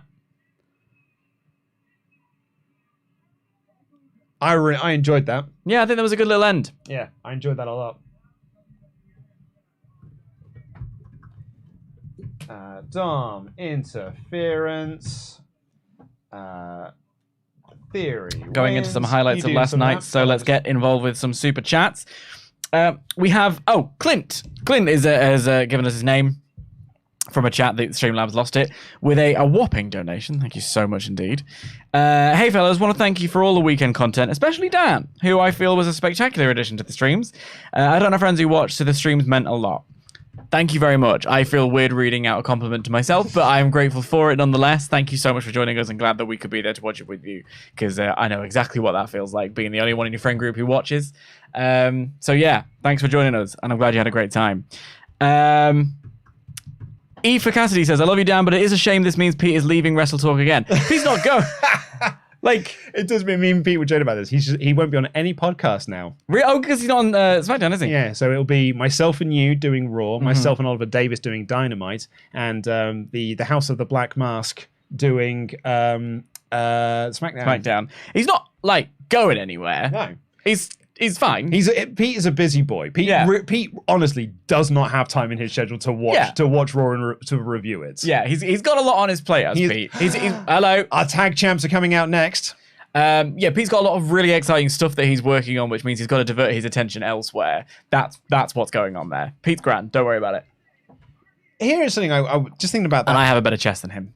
Just thinking about something for the tag match in Puerto Rico. Yeah. You've got to imagine that Ray and Bad Bunny win. I feel like we're moving into Edge territory of always winning, but pretending that this is a feud that needs to continue. I mean, arguably, we've only had the one match, really. Yes, because they made a point, and the whole point of it was this is a month-long goading him into the one match at Mania situation. So I think it's a little bit more lenient with the Edge thing, but you can't have Bad Bunny lose at Puerto Rico. Well, that's what I mean, unless Vince really is back in charge, in which case hometown loser. I think Bad Bunny and Ray are almost a lock to win that match. But yeah. I mean, I'm not saying that is going to be the case, but I feel like we may veer into that territory somewhat. Veer my hand into that territory somewhat. Stephen Costa says, lad, 3 night in a row. You both look great, not tired one bit. Thanks very much. You liar. Yeah, I was going to say, I think we do look a little bit tired. A little as well. I also apologize. I think I smell. Oh, no, you're fine. Oh, all right, you're all good. You're all Okay, good. Unless I caught Pete's COVID, in which case, can't smell a thing. Is there going to be any returns? Big E, Randy, Riddle, any surprises? Come on, WWE, pull the trigger. Also, what would you like to happen? I thought they might get a Braun call-up. Well, yeah, I read that there wasn't going to be much in the way of surprises this time. Yeah, apparently Pretty Deadly are in the lineup for a call-up to the main roster, which would be good to bolster up the tag division somewhat. Braun Breaker's obviously another name that's been floated around as a main roster call-up. Just having lost the title. Having just lost the title. Matt Riddle apparently is in LA. Yep, so that was reported as well. He could be a potential return tonight. Yeah, I don't know. I mean, the past few years haven't really seen a lot of big Raw After Mania splashes, have they? No, the last few Raw After Manias have been just regular episodes of Raw. It lost a little bit of that luster. I think having Cody and Brock team is sort of like that. That feels like a Raw After Mania thing. That's not a regular episode of Raw. It's a bit Christmas party, isn't it? A little bit. Last day of school. Yeah. You can bring your own board games or your own Brock Lesnar. Exactly. Yeah, we'll wheel in the TV and we'll pop on the Goonies. I guess we'll see. Yeah. Talion Wolf says, wait, Dan's going to be doing the Raw reviews again moving forward. I'm sorry, but for F's sake, no. The man's just too gosh darn sexy. Once again, reading out compliments to myself is a strange experience. But thank you very much. JK, lovely bit of news. Glad to hear the boyhood dream coming true again. Kisses. That's my next outfit. I'll wear the full-on Shawn Michaels tassels. Grimlock Customer says, the commercial first 3 hour from Raw had 1 minute and 41 seconds of actual wrestling. Vince is back, baby. I just hope that maintaining that mustache takes up far too much of his time and he doesn't notice mostly. Yeah. I think today, let him have this one day. I can't take credit for this because this was my friend Ash, so I'll give him all the credit in the world for it. But we were looking at that picture of Vince on CNBC and he said to me, he looks like you asked AI to draw Walt Disney. That's exactly what he looks like. That's exactly correct. Because when I was looking at him, I'm like, you don't look like a real person. No, he's had some work done as well. It's not just the Just for Men. Yeah. He's had a little bit of an eyebrow lift. He looks like Clayface trying to take on the form of a human being. He looks like a Vince McMahon action figure from 1999 that started to melt and someone's drawn a mustache on it. He left it in the sun a little bit too long. Yeah, just a little bit too long. James Farmer here says, people doing what they think Vince would try to do to keep their jobs going forward. Tony Khan is laughing into his coffee after last night. See you at UK Board Game Expo. Stop by Magic Madhouse and say hello. Well, I think we probably will. Because I'm going to be there. We're being there on the Saturday. We're doing No Rolls Barred live at Board Game Expo in London. In Birmingham, rather. Can't get tickets for it because it's sold out. Baby. And I'm also proud to say as well, the second... and which will actually end up being the first because we're doing it at the end of this month. Board Game Club Live, No Rolls Barred, sold out in 4 hours. Wow. It's our technically our third sellout live show that we have done for No Rolls Barred. We're very, very proud, very, very pleased with the team. Go team. It's been great news for everyone around. I'm very excited to do because we're going to be looking to do some really exciting No Rolls Barred stuff. There's one that I've been working on for the past month or so that if we can pull this together, I'm dead excited. I might even whisper it to you because I don't think I've told you this.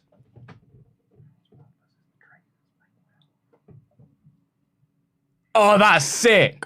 That's sick. And I'm not even, that's shoot. That's great. Yeah, I'm into that. That's brilliant.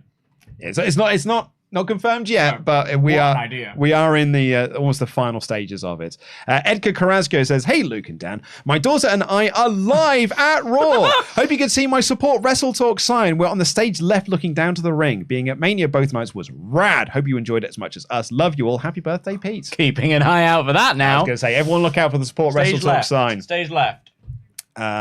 Walter Oswald has been a member for 20 months in a row. Says, I guess so much for a great Raw after WrestleMania. Dude, there's still 2 hours. There's still 2 hours. There's a lot of time to pick this up. Cramsley 9631 says, surely at this point, nobody in WWE can take Roman's title. So hear me out. Kenny, by God, Omega.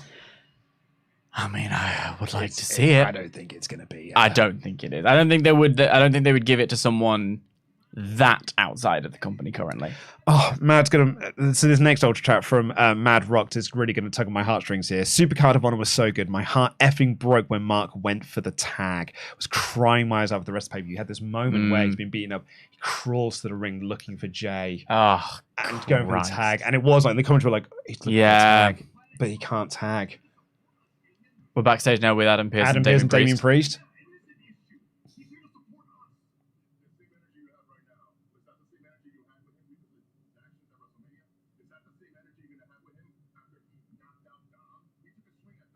It's true. Damien's not wrong.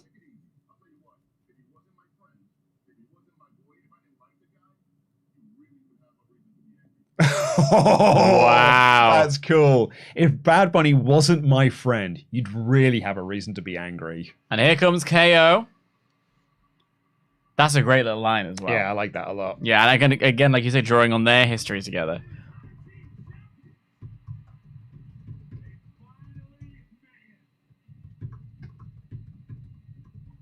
Do you know what it's time for? It's only another bloody promo.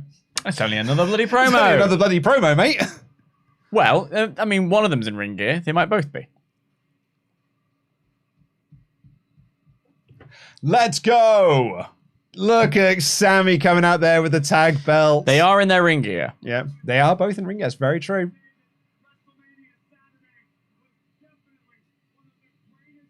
Yeah, little cheers the boys. with the belts. Still just with both belts. They are still unified, but maybe we're going to get a big change here. Or maybe they'll just keep them as a unified tag belt thing. Just make them one set of belts. Like they did with Joe and Jericho. Jericho. Yeah, Jericho. Yeah, they absolutely did. I remember the Colognes having them. Yeah, I remember when Big Show used to tie the two together. Yeah. Oh, it looked really cool. That was a big new right there from Rowan. New! Well, he didn't get to take his time over American Nightmare last night, so...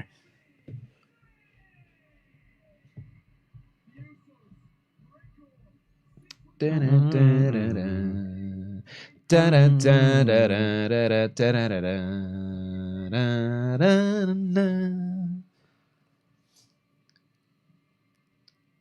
look how happy Sami is.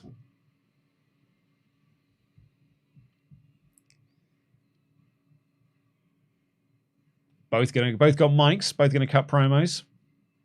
There's that give Dana Brooke a chance. That's been moved, that sign. That's been passed around. That's been passed around, that. Team Canada takes the gold as a sign over there. It's time to bring in Big A1.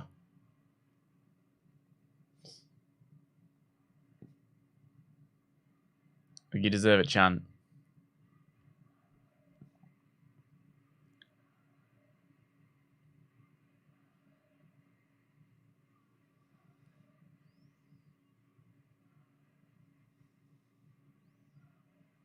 Long, you deserve it, chance.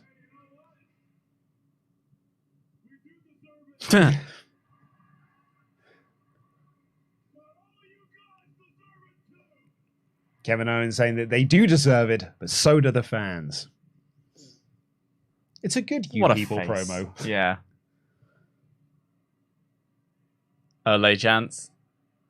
Sami's raising the mic. Oh, Sami. It was a lovely moment on the end of night one. Like, I know it's kind of been eclipsed, but the tag title match main eventing WrestleMania night one. The look on Kevin's face almost brought me to tears. You could tell it how much it meant. And then what he said at the press conference afterwards to tie back in with Mark and Jay Briscoe. Apparently someone just saw the Spot WrestleTalk sign. I missed it.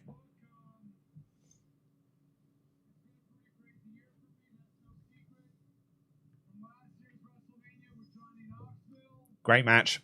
Brilliant match. Underrated.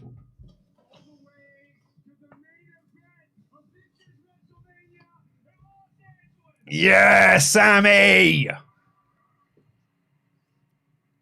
It's had a great year. Yeah, really.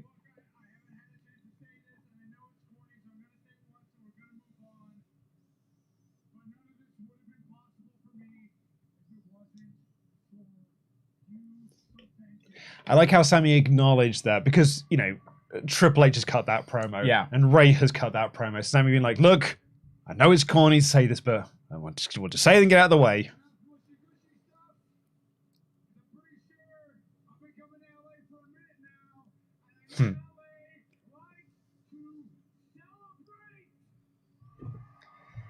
They want to celebrate. This is a tag title celebration for them.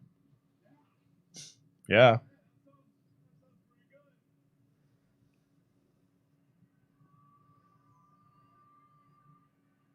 Oh, the cameraman running off, so we're about to get someone coming out.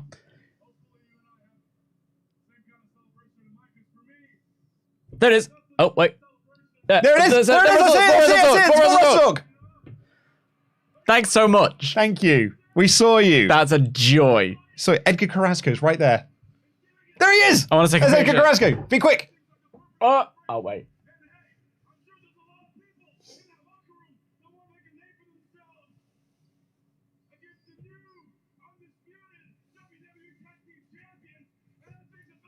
Got it. Look at that. He's waving it. Go on, Edgar. I think they're going to look out an open challenge right here. Yeah, they're setting out an open challenge. So who are we going to get? FTR. Pretty Deadly, maybe? Nope, Street Profits. Of course it's the Street Profits. Yeah, it's always the Street Profits. Go on, then. And, you know, they won at WrestleMania, so it makes sense for it to be them.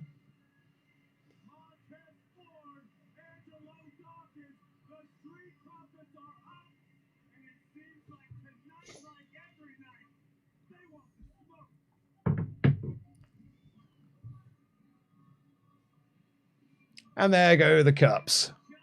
Do you think they're the same cups every time? Because half of them look pretty battered. Yeah, littering. That's what these guys do.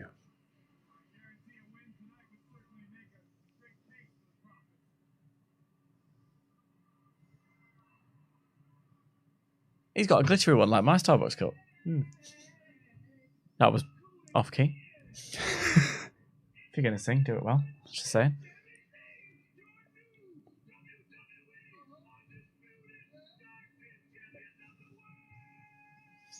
I love this gear. Yeah, it's cool.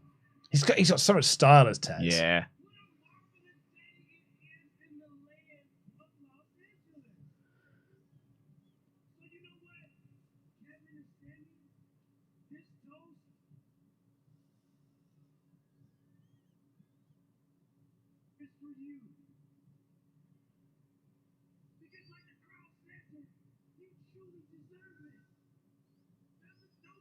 Trying to get another You Deserve It chant going. There's a vaguely heel element to this promo.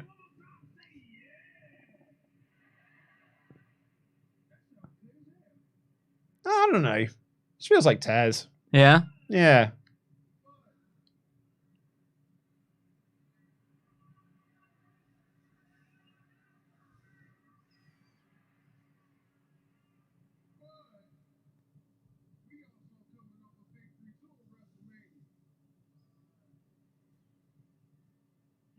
I do like a fighting champ. I love it too.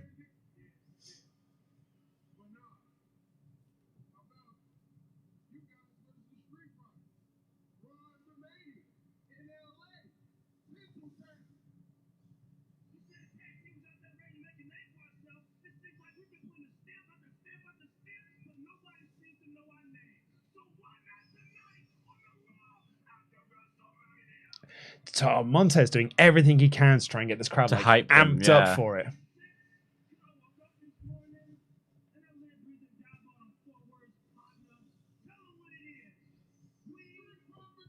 Oh man, they stepped on each other's lines. Ah, close.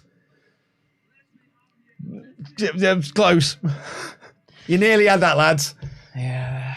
I don't love a come out and chat. I'd rather they just went straight into the fight, you know. It didn't work for me that bit, but you know. Yep. Profits out. Sets up match. There's a little preview for what's to come in the podcast there, ladies and gentlemen. Golden Boy 24375 says, great job this weekend, guys. Appreciate the hours you put in. Just wanted to say that before Brock turns on Cody in the tag match, Sting Flair style, to round off what has been a somewhat disheartening weekend. Brock turning on Cody. I wonder if I did think about it. Yeah, but I wonder if this just ends with Cody pinning Solo to set up the rematch. For the second time. Yeah, whether that happens at Backlash or further down the line, maybe in King and Queen of the Ring. Yeah. But I would imagine Raw After Mania, you want to have that feel-good moment. Or maybe you don't. Maybe you want to have a big talking point, and that's actually the next match. It's not Cody Roman in the rematch; it's Cody Brock in Saudi Arabia or something. I don't see it coming, but I imagine the big go home, send him home happy because we did it last night thing. Could, but I lean more towards the send the crowd home happy theory, but I wouldn't be surprised if it went somewhere else. By the way, anyone joining us from the UK who is watching on BT Sport, do you or do you not agree that the BT Sport Thursday night to Europa night song absolutely slaps? It really does. Europa nights. What have we got here? Unfortunately, please do let the moderators know who this is because Streamlabs has lost your name, the useless bastards. It says, this will be Brock's first Raw match since July 22nd, 2022, and his first tag match since February 19th, 2006 in New Japan. Wow. That second stat is way more impressive than the other one. Some good trivia there. Well done. Joe Boulevard. Luke, I booked that Judgment Day versus LWO match over the weekend and you dismissed it. I bloody did not. I bloody did not. I absolutely bloody did not. I said on the prediction show, you spin this off into an LWO versus Judgment Day feud. Thank you very much. Glad to see you. You go back and watch my prediction show, mate. Get back in the dark. I said this from day dot. Thank you very much. Angel Garcia. First hour of Raw contained about 6 minutes of in-ring wrestling. I think it was actually less than that. So what was the point of making it ad-free? Is it just me, or is this Raw incredibly mid so far? I also feel it's a bit mid. I think it's a bit uneventful. I think I do think that the era of Raw After Mania being chaotic and crazy and is over. I wonder whether or not they kind of got to the point where they were like, we want to be able to control the crowd, so we'll put a damp squib on it all. I don't even know if the hashtag is Raw After Mania at the moment. Yeah, it doesn't feel hashtag. I think that first hour was odd. And it was just a lot of people coming out being like, thank you very much. Thank you. Look how cool we are. Thank you very much. How successful we are. That first segment. That was great. Great. Really great. Really well done. I was very hyped for it. Yeah. Justin Edelheim. No way Brock wrestles tonight. Match starts F5 to Cody. Riddle comes out as Brock's replacement. Thoughts? Also, I can't believe no one has thought of this. Here comes the sweeties. Sweaties. So here comes the sweaties. Sweat drop. That's the Shane O'Mac theme parody. That's not bad. But the problem is that the statement was that it has to be someone who wrestled at WrestleMania. Yeah, they've set the parameters. I think we're just going to get it. I think we're getting the match that we've been promised. Mr. Eli Mack says, I felt deflated after night 2, but every time Dan talks, I start to feel better. I want Sami versus Cody now at Mania 40. Fun fact, each whole number Mania has been underdog stories, with two being main evented by Canadians. I am a universal optimist. I'll always hope for the best, in this situation, and I do in this scenario as well. So feeding that to you all is my legacy. There's a phrase for it, like he's untainted or something unbroken by the world. Here we go. Here's the main event again.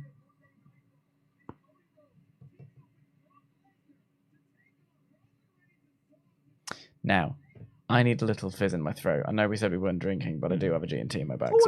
Lovely. And here we go. Here's a little promo for Bel Air, which was apparently rubbish. Is it a Fresh Prince thing? Yeah, it's like a gritty reboot of Fresh Prince.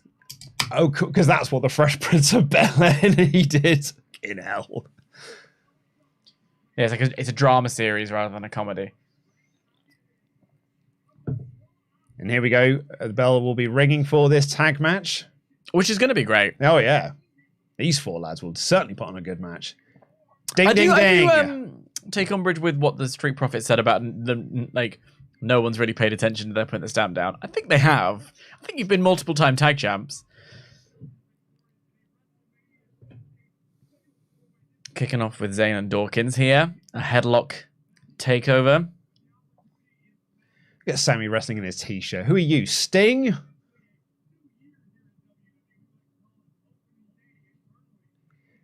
Sami just absolutely taking Dawkins to school here.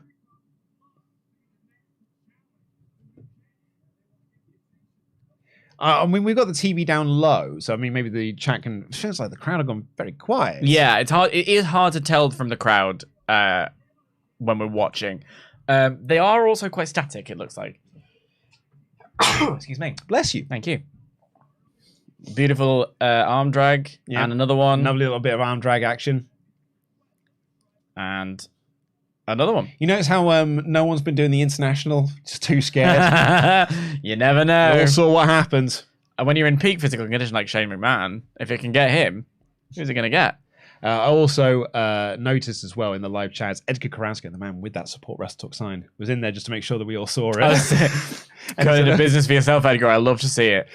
I love the fact, you're at Raw Live, and you're just like, better check in. Just make sure. Called priorities. I'm here for it. Priorities. I absolutely love it. Some standing sentences there by Kevin with a little blow and a kiss to Tez. Cover to Dawkins kicks out. Can't say I'm surprised. It's quite early. And another one for good measure. Look at these people in the front row jumping. They're having a good time. They're having a great time. Maybe they're listening to us. They're like, we'll show them.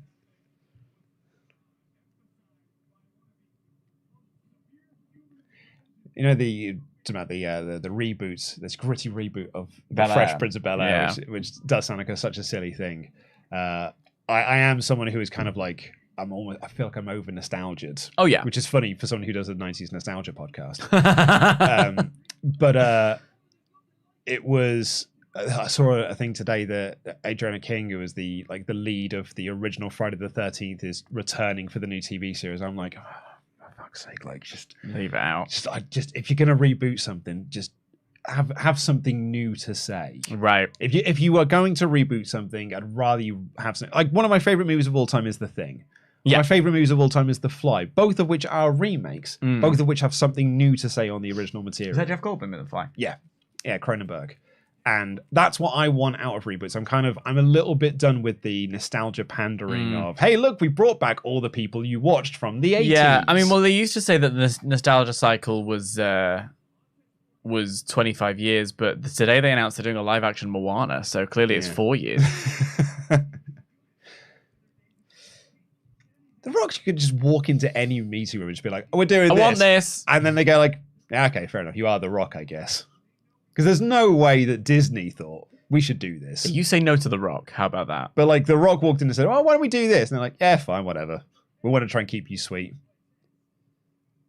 He got like a whole series made on Disney Plus about theme park rides just to promote Jungle Cruise. Great. Which I enjoyed. The series? No, the movie. Oh, the movie? Yeah, the movie's fun. The movie's fun.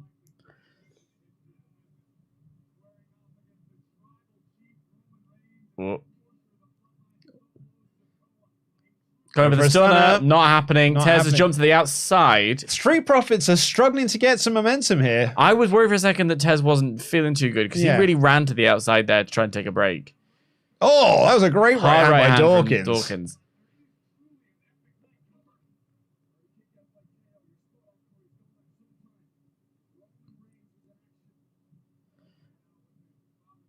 Tez tagging back in. High drop kick. There we go. Here the Profits go. Now they're starting to get somewhere.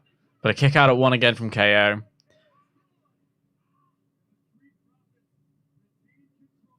There's an intensity out of the Street Profits. There is, yeah. And there's like almost a frustration. Yeah. And I wouldn't say it's a heelish, but they are working heels of the match going up against the other baby faces. It's a bit of grit. Yeah. They're showing a bit of grit. It is not a heel turn per se, or it's not even the tease of a heel turn, but they are working heel in this match. Yeah, the heel I was seeing in the promo was more than anything else coming from the sort of sarcasm that they were bringing. Yeah, it's a bit sarky. And then yeah, within it, I mean, especially that sequence there with Tez, just seemed a bit. I mean, unless what we're about to get is a loss and a Tez turn, maybe. No, I can't. No? I don't feel it. Hopstop says, I don't know if there has been anything there, but for me at least, personally in the USA, the Raw After Mania has almost been advertised as much as Mania. Oh, that's interesting. I find that somewhat interesting. Like there were big plans at some point. We don't really get it advertised. I don't know if it's... Not particularly. No, I never really see... I mean, I watch a lot of sport, and I don't really see it, other than the occasional graphic or trailer. I don't really see it advertising this much. I see NXT advertised a lot because they advertise it during Raw. Yeah. But, not really advertised that much. Interesting that they have hyped it for you guys. Dartrain at 24 has been a member for 8 months in a row. Says, is this Sami's first time coming out to the Scar music in a while? It's been doing that since Elimination Chamber. Yeah, they brought it back the night before Elimination Chamber. Yeah. William Banter says, been boycotting Raw tonight in solidarity with Pete, but wanted to wish you all a great stream tonight. Dan, please come around more often. It's always lovely to see you. Have a great night, and we'll see you Thursday for the AEW review. But we will see Dan every Tuesday here on the WrestleTalk Podcast channel, as he and I will be reviewing Raw going forward. And if I may, he. Chris says, Luke, I'm worried about your eyes. You're squinting more and more. When you do these long watch-alongs, it's also welcome Daddy Deep V. I don't want that to become a thing, but I love it. Daddy Deep V, welcome back to the Raw family. I apologize if I feel like I'm looking tired. I'll try and I just think look tired, mate. Yeah, is that what it is? So this is the third night in a row of being up till 5 a.m. Like, I was trying to think, how many hours have I been on air over this weekend? Well, we've done 2 7-hour streams. So 6 hours for night 1, and then 1 hour and 20 for the podcast, then 6:35 for night 2, then 1 hour 50 for the other one. I haven't been doing the maths. And then 3 hours for today, and then the review that we're coming up afterwards, and then I need to record the green screen review as well. Right. So a lot. It's a lot of hours. There's basically a whole day's worth of hours. 12 hours 40, 13, 14. Let's call that 2. So that's 16 hours plus the 3 is 17 hours. Hang on. Did you just say 16 plus 3 is 17? No. So it's been like 19 hours. There you go. Plus the hour and a bit will do this. 20 plus hours. You're coming close to if anything, let's stay longer. Just to get you to that full 24 hours on a stream. It's like the Roman 1,000 days thing. I mean, yeah, why not? Why not? Numbers are big. By the numbers for 20 long years. Yeah. Luke Owen was on stream. Around about 20 hours I've been on air over the last few days. Crikey. Quite. Here we go. We've got Shannon Carroll saying, ladies and gentlemen, children of all ages, Team Canada proudly present to you the new tag team champions of the world, the underdog Sami Zayn, the killer KO, the new Team Canada. Love you guys from Newfoundland. The cook Shannon Carroll. Thank you. Lots of love. Thank you very much. Thank you. This next one though, while we're back to the match, but this is a good bit of note from the trivia. Justin Reed was the one who let us know that fantastic deep cut trivia for Brock Lesnar, but specifically it's his first Raw match since 2002. His first Raw match since... Is that true? He went to SmackDown after winning the title from The Rock. He was exclusive to SmackDown. Yeah. Has appeared on Raw a lot. I think he's not had a match on Raw. Is saving for the pay-per-views, which I argue is what you do with your champions. Oh, no, I mean, I completely agree, but I felt like we've had that. He's not had a match. He's been on Raw. Yeah. But I don't know. Huh. I mean, worth checking. I hope that's the truth, because that's great. That seems nuts to me. That is an incredible stat. Yeah. Oh, I feel like we might be getting a Sami dive here as we come back from the action. Another thing Bret Hart hates. What, dives? Yep. He doesn't like it when lots of people are standing outside and people jump and knock them over. Tez's leg right there.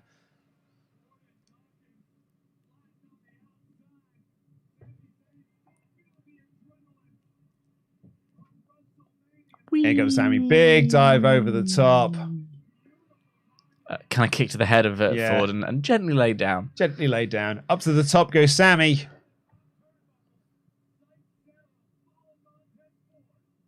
Ford's up, knocks him down off the top. Looks like we're going for a big move. Apparently as well. July 22nd, 2002. The match was against Tommy Dreamer. Brilliant. Around the year he had that awful hardcore belt. Yeah. Oh, sunset flip from the top rope, pulling him down. Beautiful sunset flip powerbomb. That was great. Proper snapped into that. Yeah, it really did. Nice and smooth. That you don't see those go well that often. That's how Seth broke his leg, isn't it? Well, not broke his leg, busted his knee against Kane. I was on that house show tour. Were you? Well, I was there the 2 nights after. Right. So the night after, my friend did it was in Wales, and my friend went to it, and his main event was Kane versus Big Show. Wow. Yeah. Wow. And in he the said year of it- our Lord 2015. And he said it was bad. Yeah. But when I went, I then had the show in London, which was the night after, so 2 nights after the injury. And they'd flown in Dean Ambrose and Kevin Owens early because they were part of the SmackDown tour that was starting a couple of days later. But they flew them in early to be our main event because they could not do Kane and Big Show again. They did. I did still see Going it. for what's this? Blockbuster. Blockbuster. There you go. I still saw it. They did still do Kane versus Big Show, but it was just the mid-card match. KO breaks up the pin. Someone they're wearing a Warzone bomber jacket, which I want one. Oh, yeah? That was vintage. That looked lovely. I was going to say, Alex, Queen of the Ring, Yeah. when she was flying to LA, was wearing a WCW NWO Revenge t-shirt. Oh, sick. And I was like, all right, well, that's a t-shirt I do want. Vintage merch, mate. Yeah. I'm all about it. I'm trying to, like, look a bit more dad these days. I'm trying to, like, improve my style somewhat. You weren't looking dad before. No, I was looking like I just dressed like I was still in my teens, which That's is, because fair. I haven't changed my style ever. You need some drip. So I was trying to, like, dress a bit more adult. I've been called a DILF recently. By who?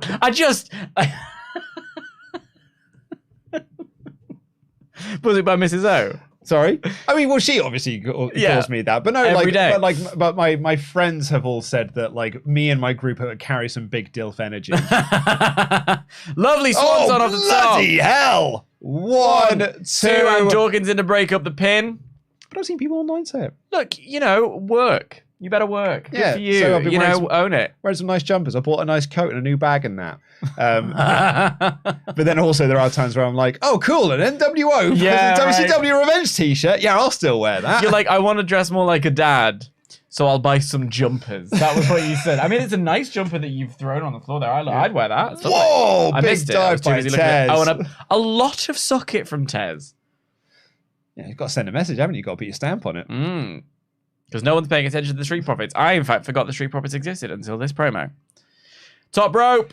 Here we are. Doesn't go for anything. Slams Does his for the feet, frog rolls splash. through. Tag's been made. Here Here for comes the stunner. We're seeing a lot of this. And standing to his feet. Standing haluva kick, maybe? There you Oh, go. yeah, Tez has forgotten. Sammy was waiting for him to get into the corner, but he's just like, I'll just do it myself. Haluva kick in the corner, surely now. 1, 2, 3. So there's your end of your Sami and KO matches going. Oh, it's going to be a stunner into the corner and a haluva kick and a 1, 2, 3. That was giving me shades of. Do you remember that really, really long Triple H cell? Yeah. And like Triple H was like, it was Shawn Michaels being like, what are you going to go down? I think he jumped off the top rope and took a boot and then he was just standing there like this for ages. Yeah. So there you go. I mean, that's obviously not their first feud then.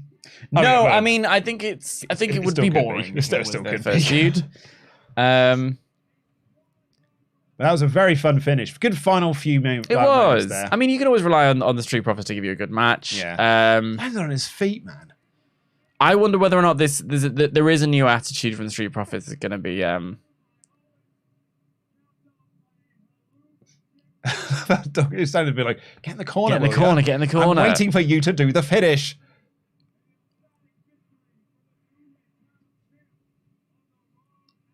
That was fun. Yeah, it was good. Yeah. The match was like all right. But like actually the match was like totally fine, but really picked up by the It end. was the best of the 3 matches we've had on the show tonight so far. Yeah. Yeah, I think Craig, it's only been 3 matches. 3 matches, and we're about to get to our third hour. 3 matches, we're nearly in the third hour. Once again, having our little main event. They are pushing the main event. And also, no women on the show. Yeah, not a single woman on the show so far. It's like Dynamite. Yep, I don't want to be the one to say it, but yeah.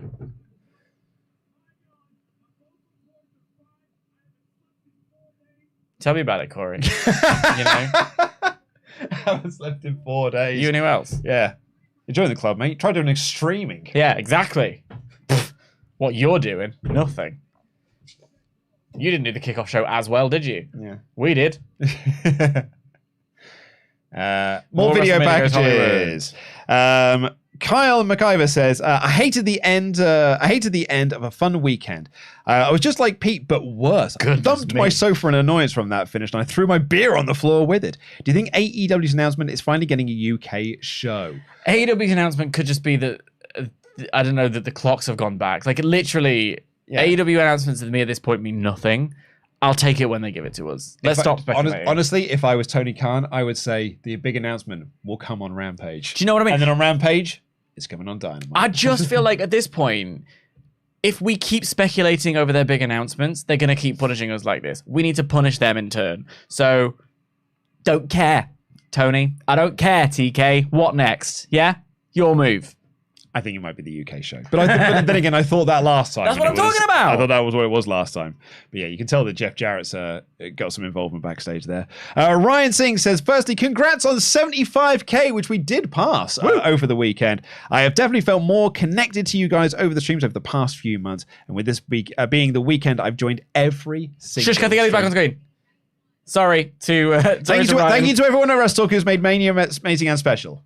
Here comes Rollins. Thank you for the chat. I just got very excited because Kathy Kelly was on screen. That was very unprofessional of me. I can't believe you don't like But I bangs. think you understand. No, I like the bangs. They were a bit thin earlier on.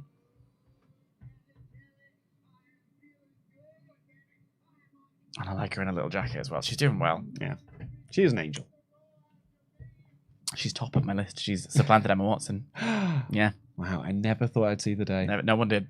Least of all Emma. Least of all.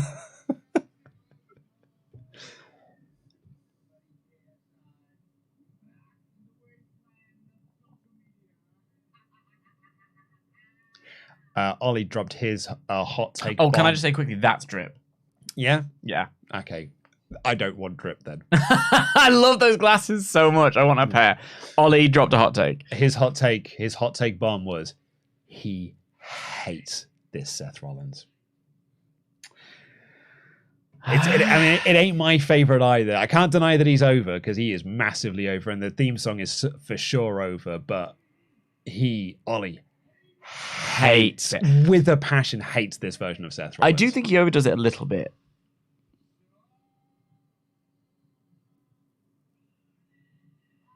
Is this Rollins coming out for, you'll never guess what, lads?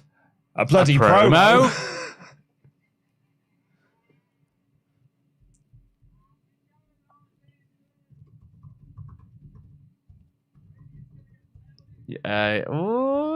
No, he's got little platforms on. That is drip. That's great.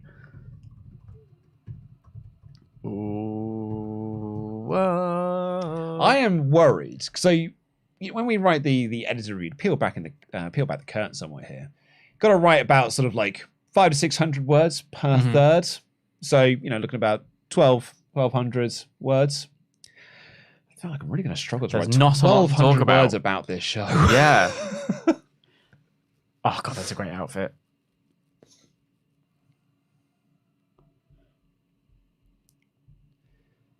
What you're learning about me is that I feel like if you think there's not enough going on, add a bit more. That's how I approach fashion. Apparently, we have a quick check here. The tag team match was originally listed as a title match. So they're taking the titles off. Oh, Yep. Well, it was an opening challenge they did. Was that not a title? No, that was just a regular. That was just a match, was it? Because I think one of them, like Corey or Kevin, said, "Oh man, you got to imagine if they win, that would put them in line for a title shot down the line." Gotcha. While we're on another ad break, I'm going to run to the bathroom. Go for it. I'll do some more Ultra Chats here. Thank you very much for all of your Ultra Chats. Please get them in. WrestleTalk.com/support. Also, if this is your first time here, you're right. Fine. You okay? Every single time. If this is your first time here, please do press the subscribe button. Give us a little thumbs up as well because it helps us in the algorithm. And also, please do join us because after Raw goes off the air, myself and Dan Layton will be reviewing Raw. I don't think it'll take us long. And we'll be talking about all the action coming out of the Raw After Mania directly after this stream ends. Our moderators will be posting a link to that. There's also, I believe, an auto direct that will automatically send you there once this stream ends. YouTube's very clever at times, and our moderating team are wonderful. So thank you all so much to the 3,600 of you that have joined us for this stream. We love every single one of you. Samad101 says, Triple H big announcement being that WWE is like Luke gossiping that I am Luke. Also, no rolls barred. I saw you make fun of that. You all said at the time that it was a good plan. And I stand by that it was a good plan. Everyone said that it was a good plan at the time, and now everyone makes fun of me for it for being a stupid plan. Stand by that it was a good idea. And, I hasten to add, because this wasn't in the edit, Sullivan killed me by accident, more or less. We all thought that he killed me because he figured out I was the gossip. He hadn't. He just killed me at random. So, there you go. Anyway, love you guys so much. And Dan, I genuinely love your entry and what you bring to the streams. I hope we see more of you. You will do, because Dan is joining the Raw review every single Tuesday here on the WrestleTalk Podcast channel. Dan, I want to reread one of these things. Oh, Sarmad101 has said that he loves the energy that you bring to streams. Oh, thanks, mate. Which is very, very nice. But I like this. Sarmad said, Triple H's big announcement is that WWE is WWE is like Luke gossiping that he is Luke. Well, I mean, it was useful. Well, this is what I said. It's good to know. This is what I was just pointing at the camera down there to the NRB team, because I watched the most recent Patreon episode that they did with the custom script that's based all around us. Which I haven't seen yet. And they all made fun of me for Luke gossiping that he is Luke. And I was like, you pricks. You all said at the time it was a good idea. It was. You all said at the time, that's a really good tactic, that is. But here's the thing. Here's the thing. Both can be true. It both was a really good idea, and it's banter af, I feel. It was really funny because they made that joke and John just went, got him.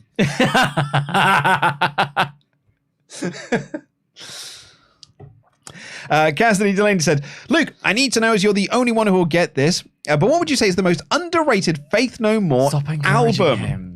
I can't make up my mind of this because all of their albums are amazing. Also, Dan, you need to get a shot at the belt. I agree. It's down there. So I think the only underrated album that they have, or the album that's not like universally loved, is Album of the Year. But I don't think you can say it's underrated, because I think it's kind of correctly rated. It's not their best work, but does feature some absolute bangers like Ashes to Ashes, Last Cup of Sorrow, like top 10, certainly top 15, like Faith No More tracks.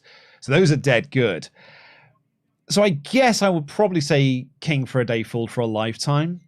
But even then, that's quite a highly rated album. Because for me, it goes Angel Dust, King for a Day, The Real Thing, Introduce Yourself. Actually, just in the Mike Patton era, so we'll take out Introduce Yourself, and then Album of the Year. Actually, no, Sol Invictus. Where does Sol Invictus rank in all of this? So the show's back on air, and they're hyping the title match again. I think I put Sol Invictus above Real Thing. Just saw on Twitter as well, while I was looking at and tuning you out, that Sami and KO flew to New York this morning to do the Good Morning America, and flew back in time to do this show. That's a not unsizable trek. That's the entire length and breadth of the country. But I'd also add, terrible planning on WWE. Oh, I agree completely. Yeah. They just do a segment in LA. Sorry, Jack, you're speaking to an audience of one. Actually, it's an audience of two. It's me and Cassidy Delaney. Yeah. Thank you, Cassidy Delaney. I appreciate you. Oh, that's a good point. WWE have not mentioned the death of Bushwhacker Butch. That is true. Even with the cards. I mean, granted, we've not mentioned it either, so in all fairness. I mean, yeah, the news sort of just broke. I wonder whether or not they just didn't have time to produce a card. Certainly a card. They've got a template, a template to go up. Yeah, no, we haven't mentioned it. I mean, I did see Lance Storm has posted a few videos of some of their non-WWE matches, which... Is that it? Seth came out to have his song sung at him and now is leaving. What?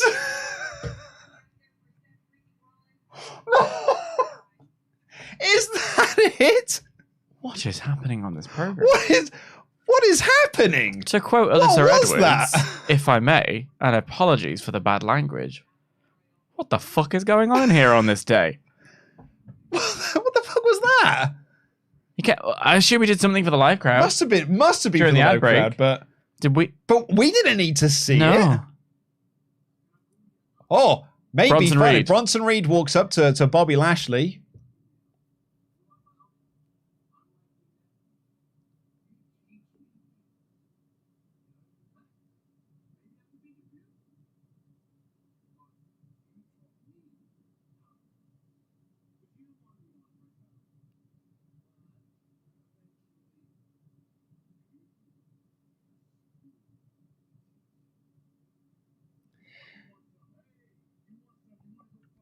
I'm really high on Bronson Reed. Yeah. And I love this look as well. Yeah.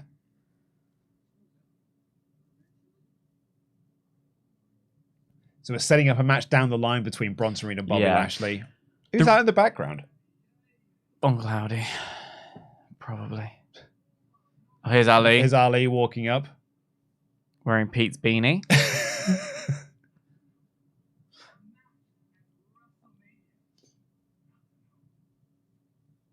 Trying to see if the figure is still behind. Yeah, but Bobby's quite Bobby's wide. so big. What? Yeah. Yeah, there is someone still there. It's just a couple of people necking.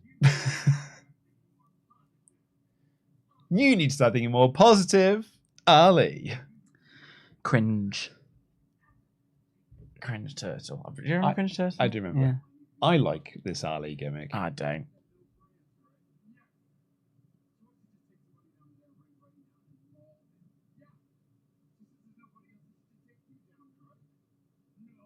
Uh-oh, I feel like Mustafa Ali is going to get his ass whooped here by Bobby Lashley. Lads, we need to do something on this show. We need to pick the pace up as quick as possible. Here we go. We're in Gorilla. Anyone see Vince? I think you forgot where the door was. I'll just make a new door.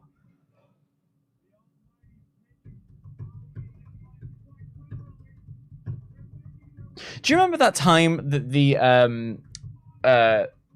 I think it was Vince and Shane DX feud, and Triple H was in the ring in the Spirit Squad, and Shawn Michaels just battered one of the Spirit Squad out on the stage, and they just flew out from Gorilla.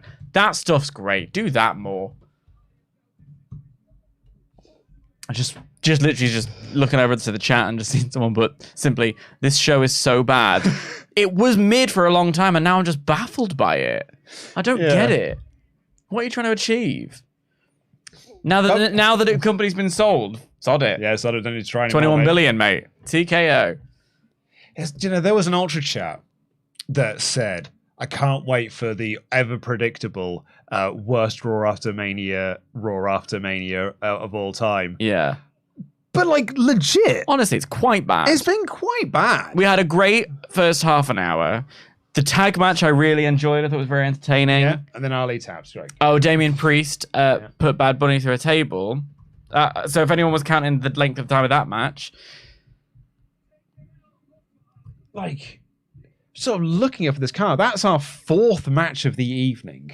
But like the amount of wrestling is minimal. Exactly. One of them was Omos versus Elias, and all even written for that is Omos wins. Yeah, and then Bronson, and then we had Theory and Ray. We've got a bit of time, but that was more about the angle. Oh, bloody hell, a woman's here because Bianca Belair's next. You'll never guess what she's doing.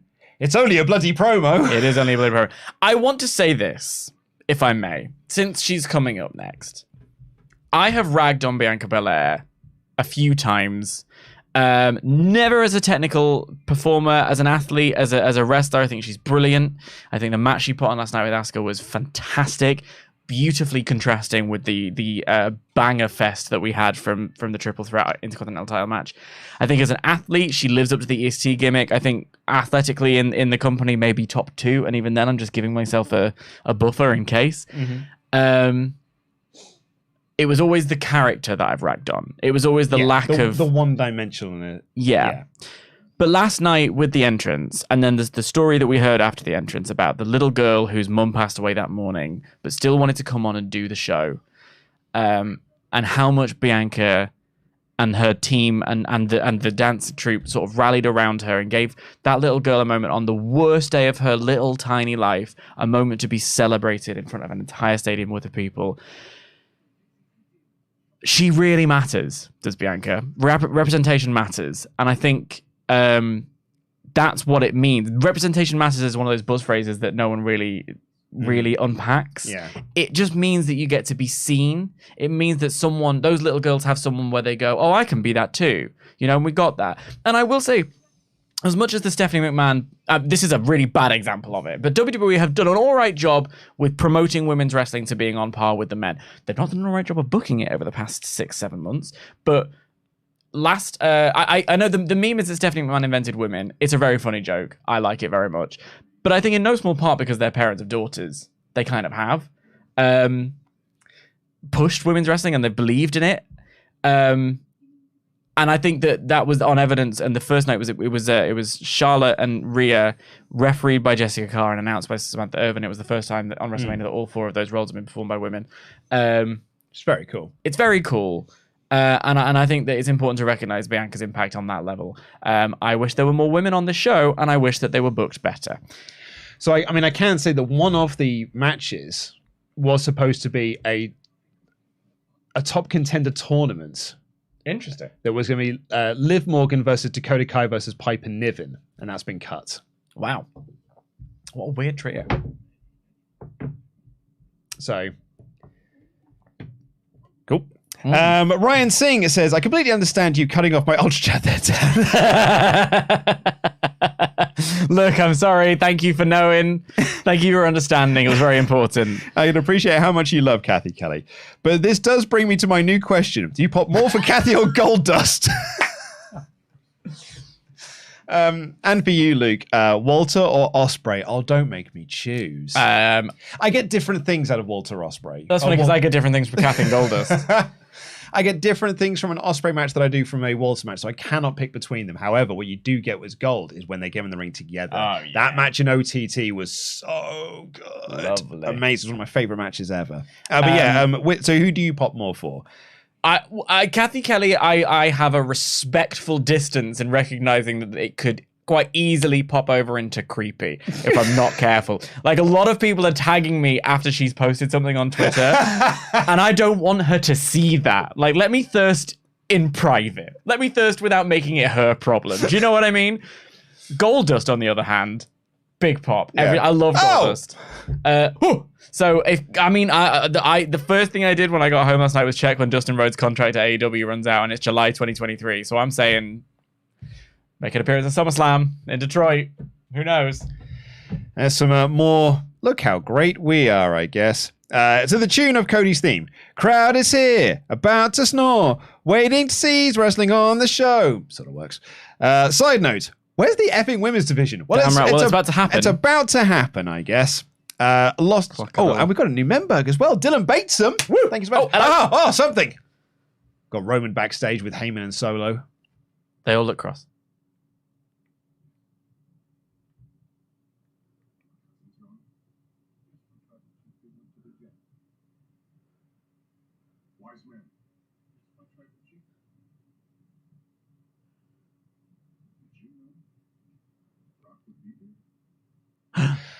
Oh no, we're not doing a Heyman and Brock thing, are we? This is when Brock Lesnar usually takes 6 to 9 months off and leaves everybody else hanging. Which is a life that you rescued me from, my tribal chief. Which is why I love you, tribal chief. How did this happen? God, I love Solo. Mm-hmm. Staring daggers at the wall. If you remember, SummerSlam was the last match between Roman Reigns and Brock Lesnar ever, so Brock Lesnar will never get another championship match against you. You could figure that he would answer the challenge because he has nothing to lose. Good, great. Matter. One of the greatest accolades of all time, smashing Brock Lesnar. Let's do it again, perfect. I'm done with him. Smash Cody, just like I did last night at WrestleMania. Hell, when I'm done, I'm gonna tag you. And we can see who's ready. We can see who's ready.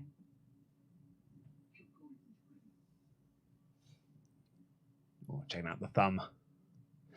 Do you know what scares me about Solo is that he just does it.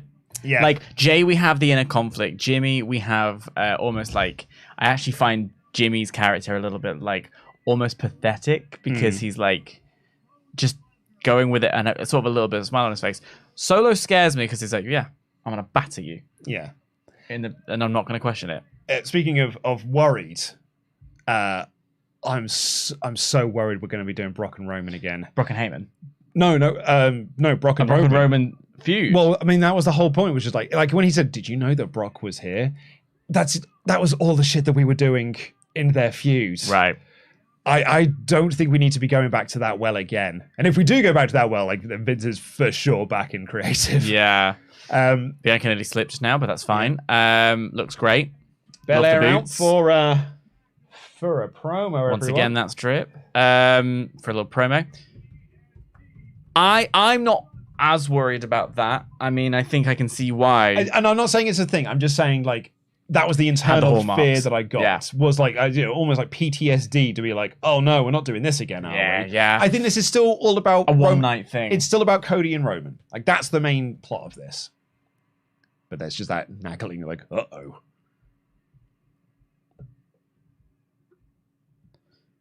EST.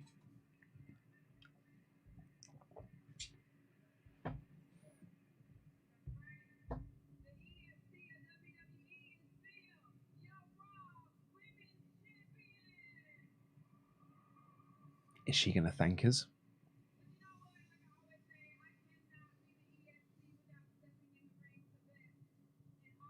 She's going to thank Asuka. Yeah.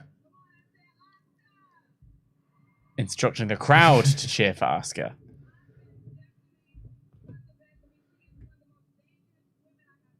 Hi, Emmy, was a little sign there.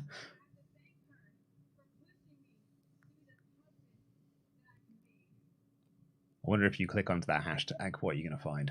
I'll have a look. This ain't great.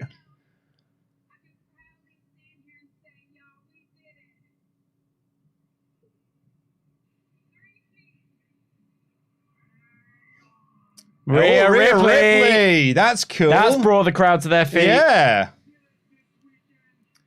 Is the other women's champion here. Do you know what? A lot of people were speculating that maybe we can get, a unification match. Rhea and Belair unifying the titles. Just to like really put an end to the brand split idea. Because those two titles are like the last vestige of it, really. Yeah, I mean, they're the only ones. Other than the mid-cards. But even them. Even them. Look at that, as SmackDown as well. So she now officially drafted across, I guess. Should be asked to. She's the champion.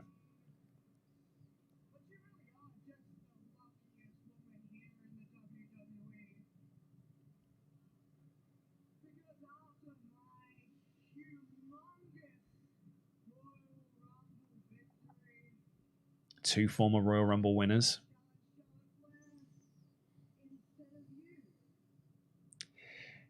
You're lucky that I challenged Charlotte instead of you. A tweet here. It took Triple H months to build WWE back up, and it took one night for Vince to tear it right back down.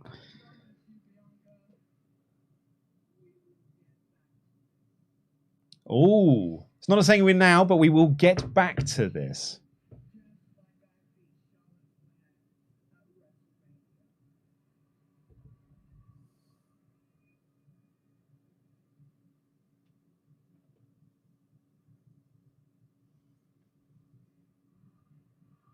Mummy Chan.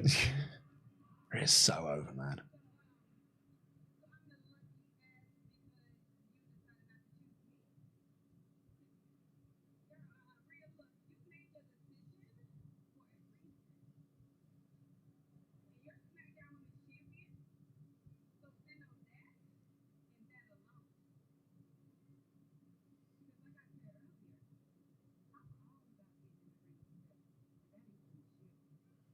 Bianca wants to step in the ring with the best, and that does include Rhea Ripley. And again with the one day. Yeah.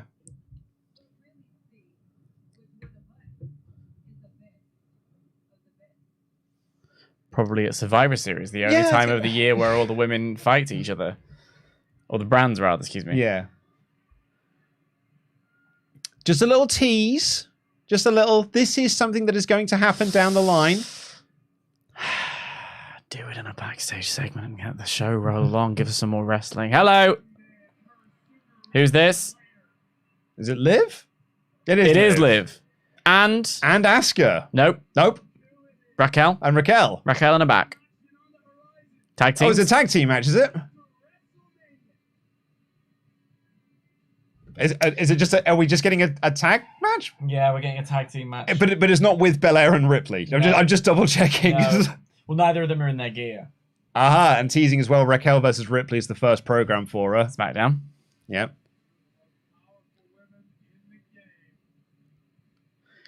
Winner earns a tag shot at the women's tag titles. So it's going to be Damage Control, Io and Dakota versus Liv and Raquel. And you know what? Both teams lost at WrestleMania, so they have earned this opportunity. I really agree.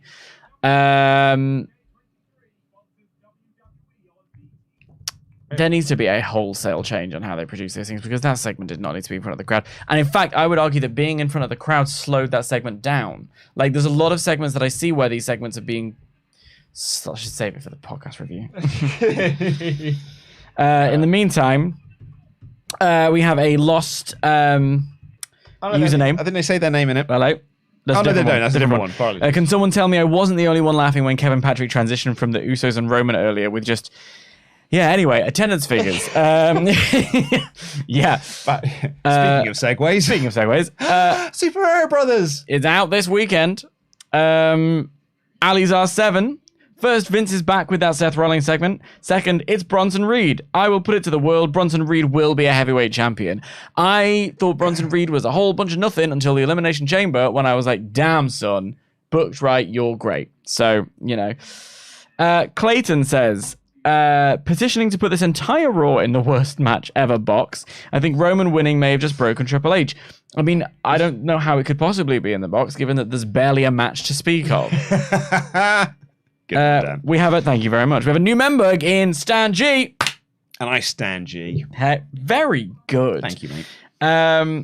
Unknown user, please do let us know. Last night's main event gave me PTSD when The Undertaker lost his streak, but this was worse because WWE built up Cody's moment of winning titles, and then WWE decided to give us the middle finger.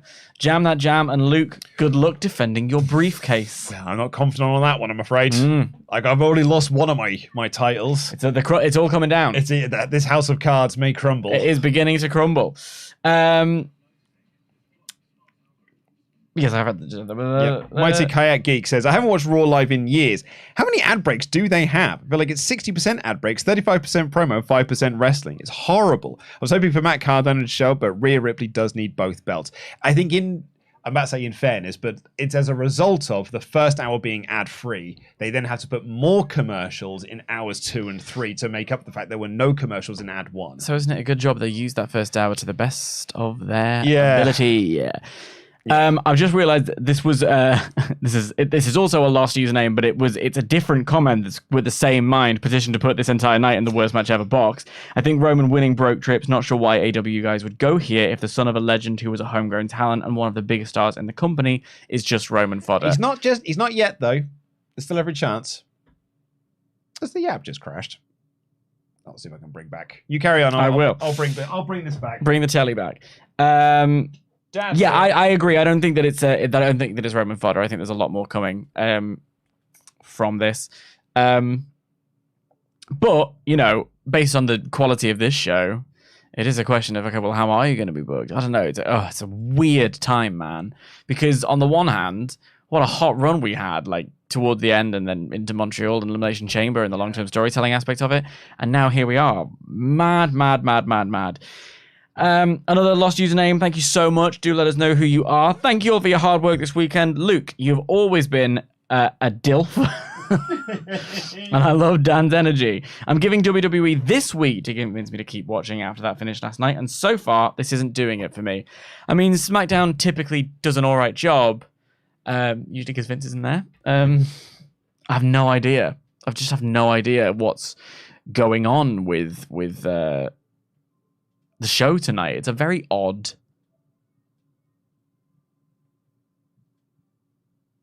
Wearing a PlayStation issue. Yeah, we want to make sure that we're still live.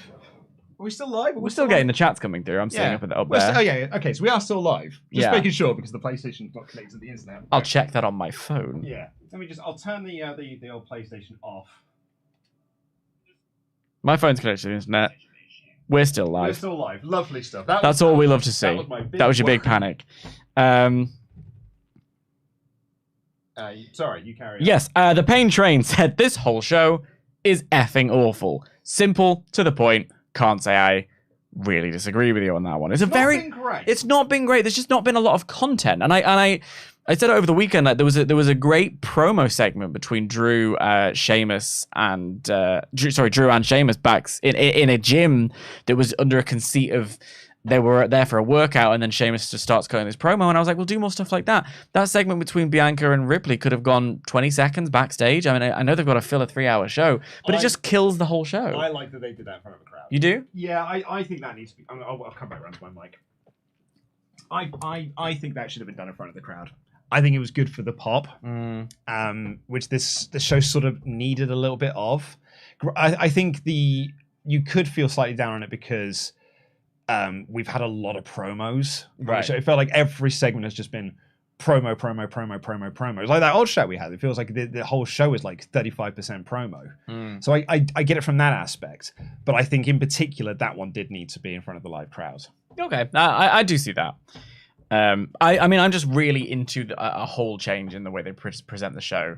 A wholesale change. And we're live. Watch live. Watch from the I'm start. not watching from the start, Do you but want to yeah. watch it again?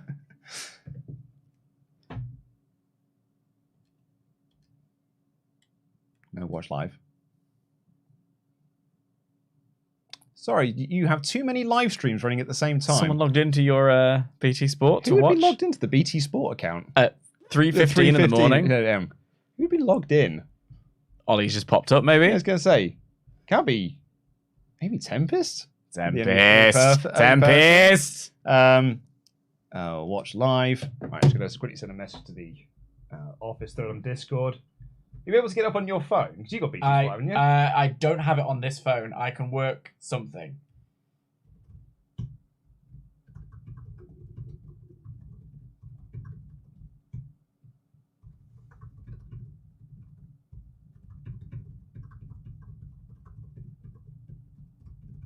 And we're live, pal. I've just posted to the office thread on our Discord. Is anyone logged into BT Support? Because if you are, I need you to get off. We're live, pal.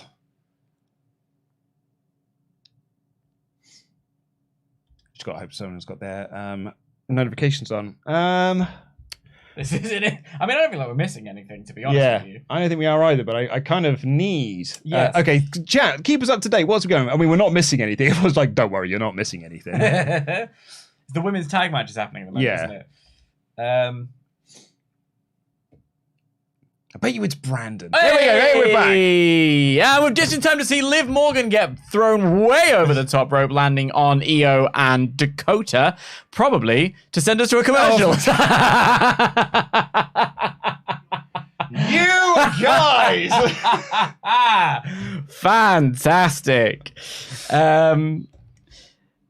Well, let's keep going. Anurag Srivastava says, 2 hours into the show, and this has been one of the worst Raws in a while, and it being anticipated Raw After Mania makes it worse. I agree with that wholeheartedly. Yeah. The Seth Rollins segment was the biggest waste of time I've seen in a while. The biggest surprise has been Stu the cameraman. Hey, Stu the cameraman. Let's not forget Stu. I think that go back and look at the material. The first half an hour, we were quite hyped. Yeah, I was quite enjoying myself. It was a fun little thank you promo from Trips, followed on from a delightful little segment there with setting up the main event.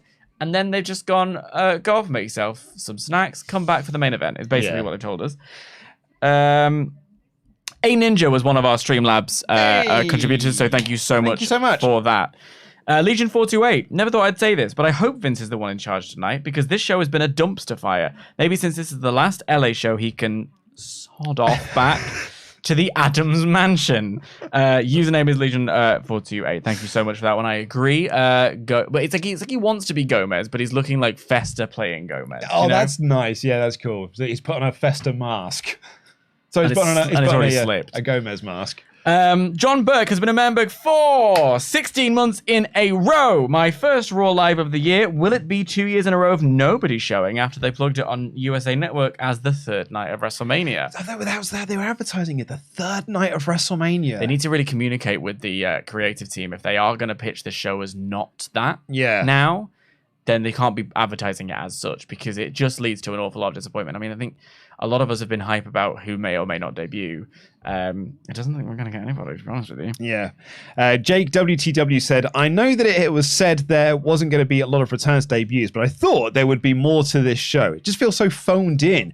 Like they thought the main event was all they needed, and they just said F it when it came to the rest. Boring. Yeah, and I think what's frustrating is hearing that they're changing a lot of things. I mean, I can't wait for us, maybe on the review, we'll read the original plan and see whether or not there's something interesting in that show, because it really does feel like a lot of this just hasn't been anything. And I don't think necessarily you need a return or a pop or anything like that to make a show. And we've seen that over the past. There's only so much you can do with that. Yeah. But you do at the very least need a show. Yeah, I mean, this hasn't felt like Raw often has been a bit of a lackluster show, because I don't think week-to-week booking is Triple H's strength. I think he nailed a live show. Big shows are his thing. But week-to-week TV has never been it's never been spectacular. There's been times where we've had like really good shows, but on a consistent basis, it's borderline fine most weeks. But this show hasn't even been that. Like, this feels like a Vince show. This doesn't feel like a Triple H era Raw. No. This just feels like same old from a few years back. It really, really does feel like a Vince show. You are dead right about that. Like a lack of effort. Just sort of, Sin Cara. Just sort of a reliance on, like that old chat said. Just feel like, we got the main event, so what more do you need? Odd. Well, we are coming back from the ad break. So we can actually see some of the wrestling now. Yeah. And I appreciate that Raquel and Liv are in matching gear. It makes them feel like a tag team. Yep. And I actually think, sorry to perhaps harp on this, and maybe we'll talk about this more when we come to the review. This feels like a Vince match, because Triple H would not have booked two tag teams who lost. At WrestleMania to then fight for a shot at the tag titles. Because it was the winners of the showcase who went after KO, and it would have been a little bit like Alpha Academy coming out. Yeah, but I get on the argument of the women's showcase. I think Ronda's still hurt, which is why she did nothing, and we think that Shayna looked hurt as well. But then you don't book this match. Yeah, no, I agree completely. And the original plan was that Liv Morgan and Dakota Kai were part of a triple threat for a shot at the title, by the looks of things. Shot at the Bianca Belair's title, that is. I understand that you might not necessarily have Lita and Trish. They might have a limited amount of dates that you can use them, so you don't put them on the show. But like, I don't know, it's just odd. I mean, when Raquel runs a lot like Snoop Dogg runs the ropes. It's like 1,000 little steps before she gets there. Well, she's a lot bigger than everybody else. Yeah. Oh, she lawn darts Dakota Kai into Io Sky. Goes for... There we go for the Tahani bomb. But Io Sky holds on to Dakota, which allows her to wriggle free. But doesn't qualify as a tag. Now Io knocked off the apron. Her. Goes for a big old kick. Tahani bomb. And a tag has been made by Liv Morgan, who waves goodbye because kookiness is fun. And we're setting ourselves up here for an Oblivion. What a hell of a sell by Dakota Kai. 1, 2, 3. Liv Morgan and Raquel win. So that means potentially a backlash in Puerto Rico. We have Raquel Gonzalez. Where's Raquel Gonzalez from?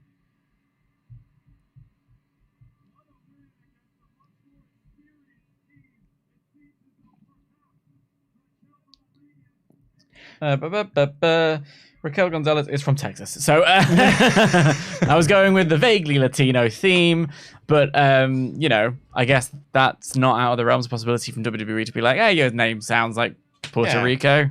There you go. So next week on Raw. Next week on Raw with Lita and Becky Lynch versus Liv and Raquel. Yeah.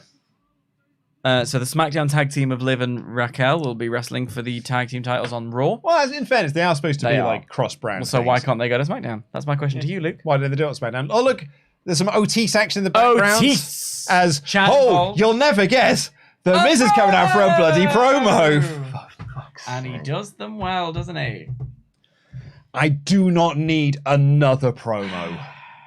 Lads, goodness gracious. I do not need another promo. Unless, of course, this is going to lead to something. And if that is, great. But then you don't have 15 other promos on the show.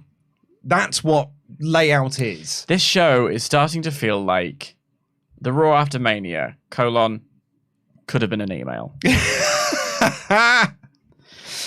Thomas Panicola says, thank God you guys are here, because after this Raw, I have no drive to watch weekly. Thankfully, I can just watch your reviews and wait to see if it's worth my time again. Well, you're welcome. We'll be providing. We'll do the hard work so you don't have to, as long as you keep your end of the bargain and come with us every single week. Miguel Martinez has become a member and says, how far we've fallen from Raw After Mania. I thought this year would be different, but nope, same old WWE. Glad to see you guys, though. Hashtag jam that jam. Got new member and Kevin, and check out this. Kevin then gifted 20 membership subs. Cripes. Well, we're starting the resistance and the revolution here, so we'll need you. Wow, Kevin, that's incredible. Thank you so much. And congratulations to the 20 people that have become members. Woo! Well done to you. Streamlabs has lost this person's username, so please do let our moderators know who you are. Said, really seems like Vince took over on Sunday once the deal with Ari was final. And Bronson Reed has a new gimmick, avoiding fights. Bad pacing. Yeah, the whole thing is bad pacing. Yeah. It really is. Cool KK says, the only thing entertaining about this Raw After Mania is the live reactions from Luke and Dan. Well, that's nice to know.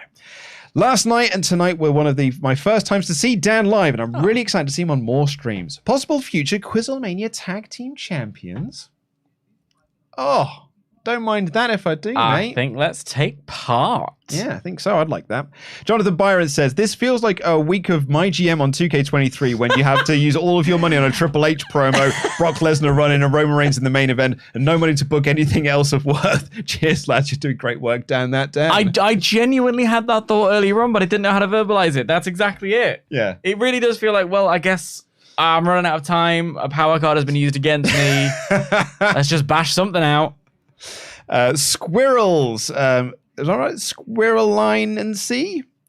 Squirrelinsks says, when Vince is running things, it's like your mum telling you, you will eat what I make you or you can starve. It very is. Trips at least asks you what you want, then ignores you. Jam that jam, fellas. There was a thing that was, I think it was Kurt Angle even who said this on his podcast when they were talking about his retirement match. It was like the fans want this, and Vince just went, so? Yeah, it was the retirement match, and it was like, people don't want to see Baron Corbin. It was effing was the actual point. It was just like, yeah, F. And that for me just says everything I need to know about Vince McMahon. Contempt, doesn't care. He books for an audience of one. Will here says, also had the Oprah Diastole comment from earlier. Well done, because that was a great comment. Curious to see the ratings for tonight. I think the ratings will be high. I wouldn't be surprised if the ratings do this. Yeah, and they pick back up for the main event. Yeah, because I think people will want to be around for that third hour to see the main event. And it will be high because it's Raw After Mania. You get that post-show bump. I think the more interesting thing will be the quarter hours. Honestly, if I wasn't here with you now, I'd have switched off and gone to bed so that I could skip through the ad breaks and get on with it. Yeah. That's how I feel about the show. So I'd be surprised if a lot of people stayed live through the show the whole way through. Yeah. I mean, this has been one of those times where I have regretted some decisions that I've made. I could have gone home and seen my wife and kid and then watch this tomorrow morning. Or in a couple of hours' time, whatever it would have been. Oh, wow. Edgar Carrasco here says, the Beach Ball made a cameo appearance at the show behind the announcer table. It was taken away quickly, though, hence the Oh, man. I guess BS chance? Yeah, maybe? BS chance. Oh, yeah, BS chance. By the way, my daughter posted and tagged you in a picture of our son on Instagram. Can you go to the Instagram? I'm on it. And did you know? Became the most social WrestleMania of all time with over 500 million views and 11 million hours of video consumed. A 42% increase over last year. Corporate bollocks on my TV show. That's the sort of thing. Honestly, those are the sort of stats we send to corporate advertisers for sponsorship spots on the WrestleTalk News and the podcast. We don't put them on the WrestleTalk News, though.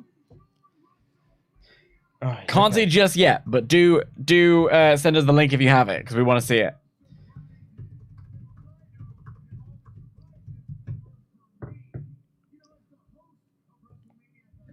Here's Miz for a promo.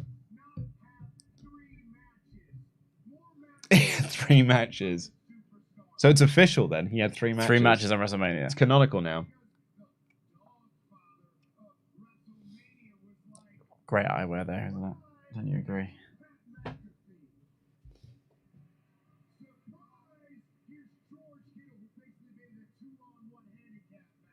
Poor old George Kitty.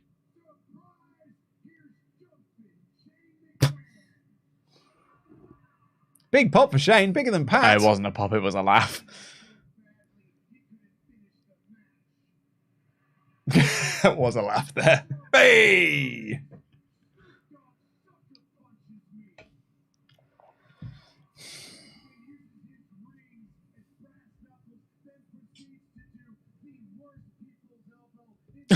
Disagree. Yeah, strong disagree. See the height that he got? He got, I mean, he made, what he didn't get in talk on the ropes, he got in height. Yeah, he got higher than he usually does on a Sunday afternoon. Hey! Lovely bit of satire there from Luco and DAD. Hey, Matt Riddle's back! A surprise return, everyone! I'm so relieved that something of note is happening on the show that I'm excited to see Matt Riddle. Matt Riddle's back, If everyone. he's holding bongos, I'll go nuts. Nope, he's got the scooter, though. He's got new gear on. His shorts are a bit higher than usual. Yes, he's wearing trunks now. He's wearing trunks. Also, Matt Riddle woke up this morning and found out that Dana White's his boss again. Whoa! Yeah, that's true. Yes, he did. Different divisions. Different divisions. And Vince is not in the weed. Hey, it's nice to see Matt back. He's been gone for ages.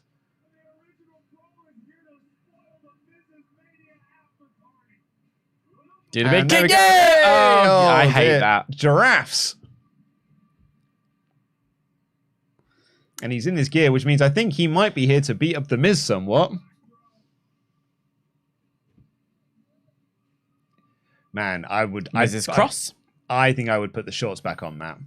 Because he doesn't wear boots or knee pads. It does make him look. I mean, that's what I look like in the morning when I go and make myself a cup of tea. So Except I wear boxes. the character model that Andy Datson made for himself on 2K22 was dressed a lot like this, which is him in Y-fronts and a big Natalia tattoo on his chest.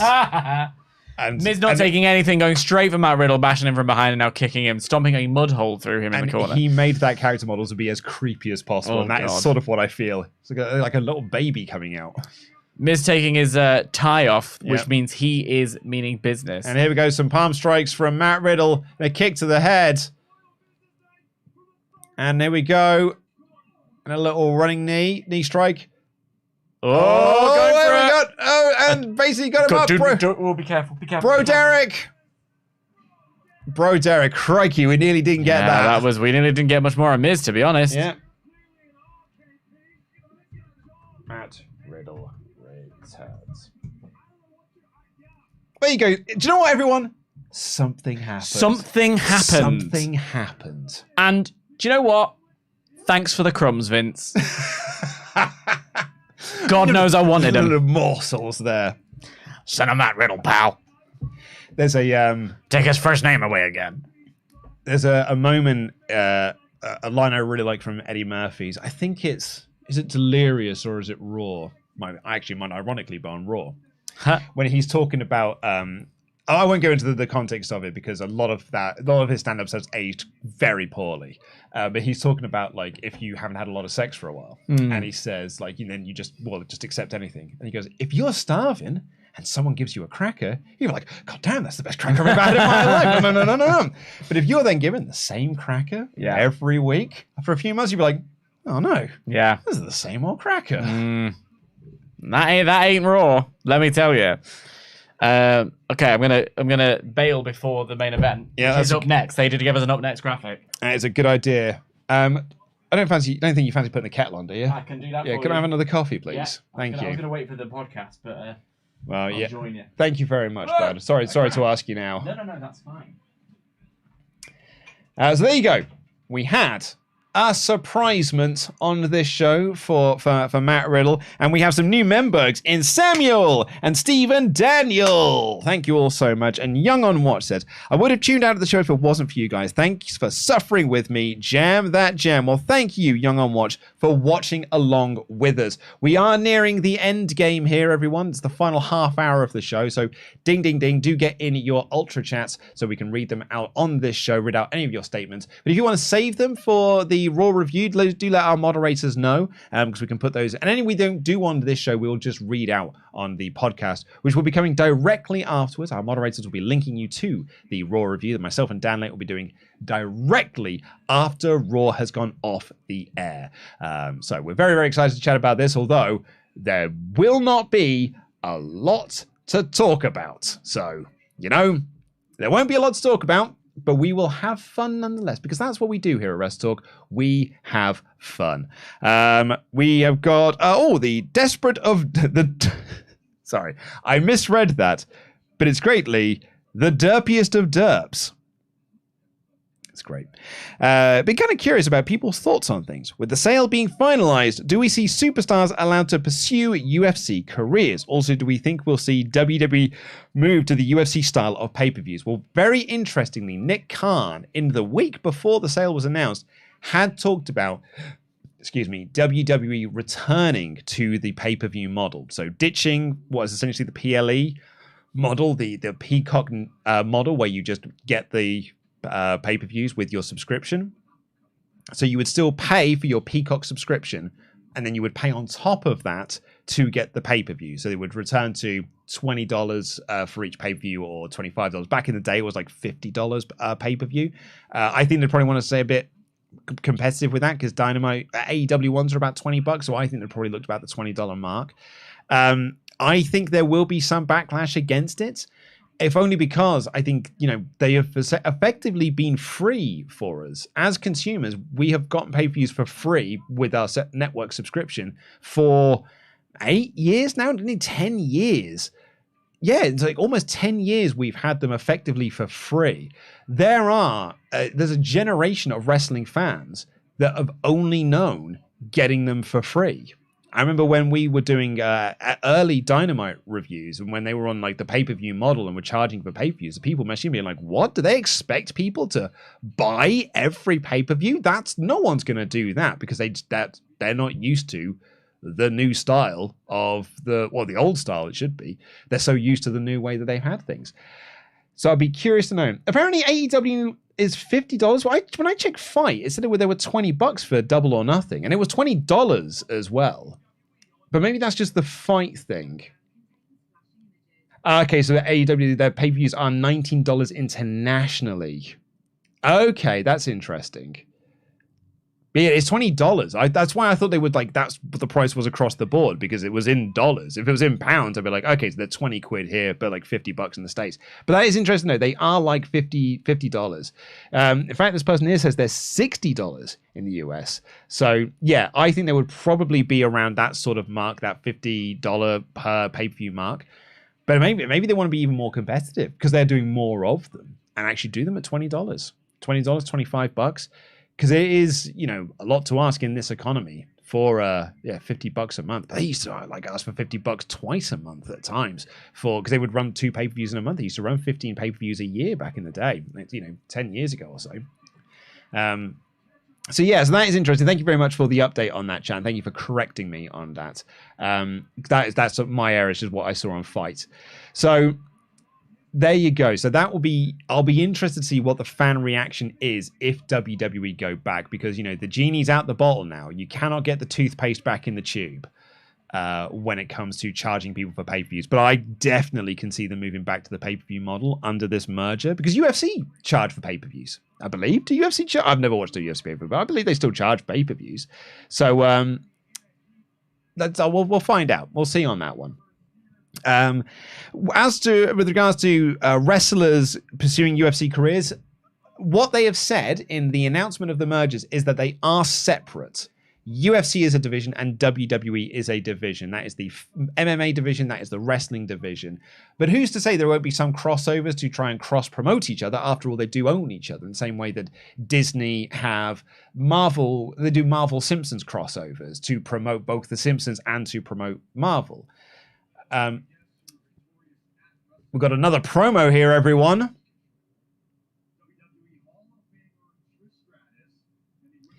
And we are interviewing Trish, Lita, and Becky after their win.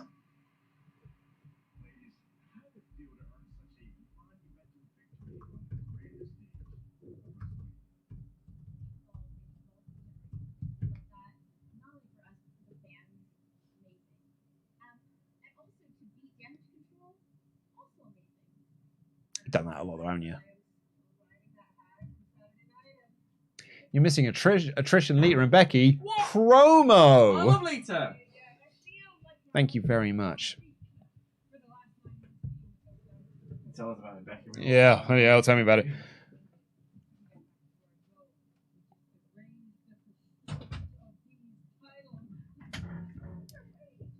Becky says she wants to raise the prestige of the women's tag titles. And she'll do it with the help of part-timer Lita.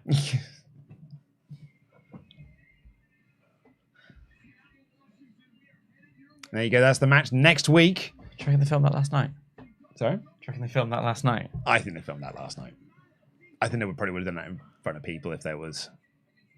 Well, maybe they wouldn't have done. I haven't said that. Doing promos all over the show. Maybe they would have done.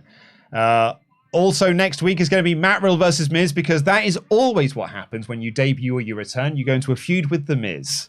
It's a rite of passage, I guess. We had a very interesting chat about WWE returning to the pay-per-view model, which I enjoyed. But here we go, and here is your main event, everyone. Good idea there. That's where the Trish turn happens. Next week. Cost them the tag titles. Just put them on Liv and Raquel. Liv and Raquel. I mean, Trish at the end there was just like, she had a little nod to Byron Saxton. Byron was going for a fist bump and she was like, nah. Nah. She didn't seem that impressed, did Trish? I'll just go note that down. Heel turn, question mark. And here we go. Roman and Solo versus Brock and Cody. This little universe madness match we've got right here. But we are going to be here for a while we do another Roman Reigns entrance. Oh, that's so interesting. Go on. Corey said local medical facility. Oh, Jesus. That is on Vince's list. If that ain't a sign, bloody hell. I'm going to go full Pete catatonic if I'm not careful. Because, yes, that is absolutely a sign. That is for the uninitiated, big old list of Vinceisms. Title opportunity rather than a title shot. Yep. Local medical facility rather than a hospital. Yeah.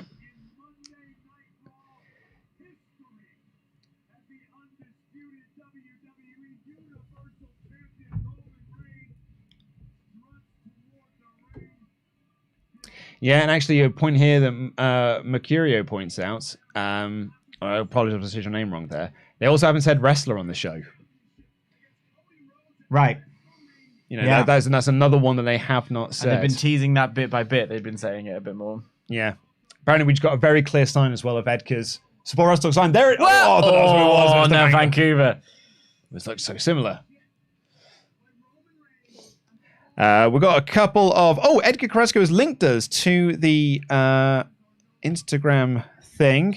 Oh, I've got to try and copy this link now. Wow. So I was trying to work out the prices, and I was saying that I thought AEW pay-per-views were $20 because they're here on Fight. They are. They charge you $20 for a pay-per-view, but people corrected me to say they're actually about $50 in the States. And Jenna's even said here, UFC pay-per-views are like $79, like $80. I don't think WWE would charge $80 for that. I don't think they can get away with it. I mean, the only argument is that they would have to improve this, because this ain't making me buy $70. Well, I was going to say, if you're going to be moving into a pay-per-view model. Yeah. Oh, man, I'm really struggling. I'll see if I can do it through... I feel like we might be going into an ad break in a second. Kevin Patrick's got his ad break voice on. He has got his ad break voice on. So in that vein, I'll get into some Ultra Chats. We have some new members. We have Sona Goggles. And Stan G has gifted 5 memberships. And a little note here, get into this. We've had almost 100 new members this weekend. Have we really? Yeah. That is incredible. Isn't that amazing? Thank you so much. That is wonderful. God bless Edgar Carrasco. He has linked us to it. His account's private. That'll be why we can't see it in the Instagram tag. That's why we can't see it. Yeah, Edgar, but so in love with this whole sign game. I love this. This has been a long-term story throughout Raw. It's had more of a long-term story than Raw actually had. Edgar's sign is more of a compelling narrative arc that we've had in the entire show. But yeah. Gabriel Reyes. So I've only watched Raw through you guys, and from the looks of it, I don't think my decision to step away until Roman drops the belt is a bad one. That being said, you're all the best and have inspired me to pursue my creative side. Love to you all. That's wonderful. Creativity is what will heal the world. Yeah, like, it's not Roman with the titles that's the problem. No, it's not. It's a certain mustachioed... I can't say that word without potentially getting us libeled. So I'll just say man. Also, I mean, as someone has pointed out there, like here in the UK, you know, if an American pay-per-view is $50, here it's $20. Maybe it's time to get yourself a little Surfshark VPN. Hello. Use the promo code JamThatJam. Hello. Or use the promo code PushTucker. Yeah. Or use the promo code Daniel J. I have a separate one. That's also a good one. Yeah. We have another unclaimed name on Streamlabs, so do let us know in the old comments there, in the chat, let the mods know. This has been a very disappointing show so far. Hopefully the main event is good. Also just wanted to say, I never really do this. I love your guys' channel. Listening to your podcast on my way to work, never got to say it, but like, congrats on fatherhood. Oh, thank you so much. I really appreciate that. Yeah. Yeah. Thank you very much for listening. Edgar Carrasco. I'm sorry, I've got to stop you. There's an Edgar update. Oh. There's an Edgar update. To the chat. Sorry, it was on private. It's now available. I'm going. I've got the link. The mod mother has sent me a clickable link. Here we go. View story. Yay! There it is. I will screenshot this and I will put it up on the stream so that people can see it. There we go. Bear with me, everyone. I'll be here. I'll be here filling the time. Sona Goggles has just said, been watching since before Luke joined. Marked out on the return of the leopard jacket. How do you go about your storylines? What storylines? What storylines? It's a documentary. Yeah, what are you doing about storylines? Not a single clue what you're talking about, my friend. No idea. But the answer is meetings. just creative meetings. Right, I'm gonna go to the old Twitter machine and see what the. I would also add creative meetings with people far more creative meetings. I don't add a lot to them. Well, you do. Your presence. I'll do what I'm told. Let's have a little look at what we've got on my little wrestling feed. You go for it. Let us know what the old Twitter machine is making of this show. No Bailey, not even a mention on commentary.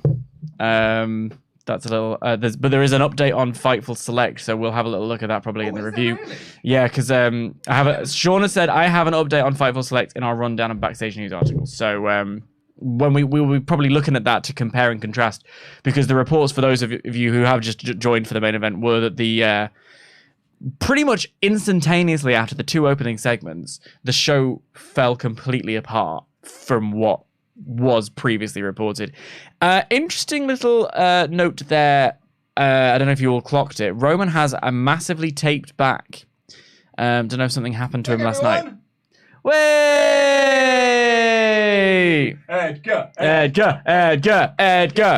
Edgar is over with the boys. A boy and his kid. Proper. And his kid. Oh, well, I mean, yeah, the kid is probably the most over. Amazing. Edgar. Thanks so much. Edgar, we finished the story. Oh, at least someone did, am I right? Am I right, Cody? But, you know, as Triple H said, the story's never finished. So let's see what more signs you guys want to take to the certain shows. If people go to any shows after this. Good point just been made in the chat. There's only 13 minutes left of this episode, and we still have one more entrance to go. So, thanks, mate. So those waiting for their wrestling. Oh,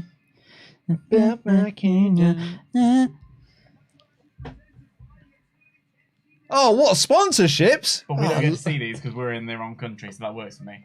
Just Kevin Patrick giving us a Backlash sponsorship. Are we in the right country? Hello! Sometimes I don't think we are. Yeah, so I'll have a quick check of the Fightful thing on the Bailey stuff. Bear with. We can do this while. Sign that says, well, Dusty will be proud. That's quite nice. Really had such interesting hopes for this show in the first half an hour. Bailey was scheduled to be on the show accompanying Damage Control. For some reason, she was cut at the last minute. Interesting. Yep. Yeah, Sean notes here, it doesn't look like any particularly long matches.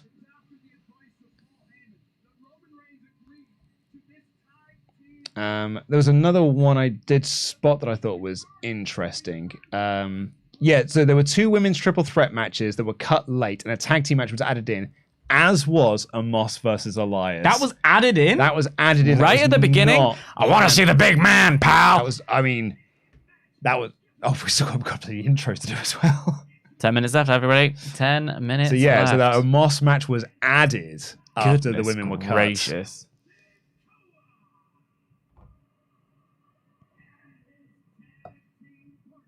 Why are they giving it the full main event match? Well, it's a WrestleMania caliber main event, Dan. Yeah, sod off. I'm sorry.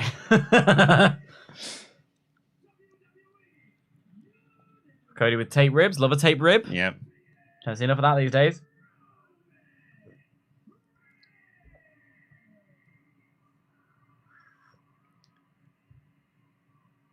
I mean, this is a big time tag match. Yeah, it is. I wish it had more time. I wish I had more time, and I wish there'd been a more interesting show. I will say the Bloodline. We'll talk about it in the review. Yeah. The Bloodline segments have been interesting at least, but then again, that's been the story of WWE, hasn't it? It's weird that Mike Rome's not in the ring. Yeah. Crikey, that chest bump nearly knocked Cody's dick still. Excuse you.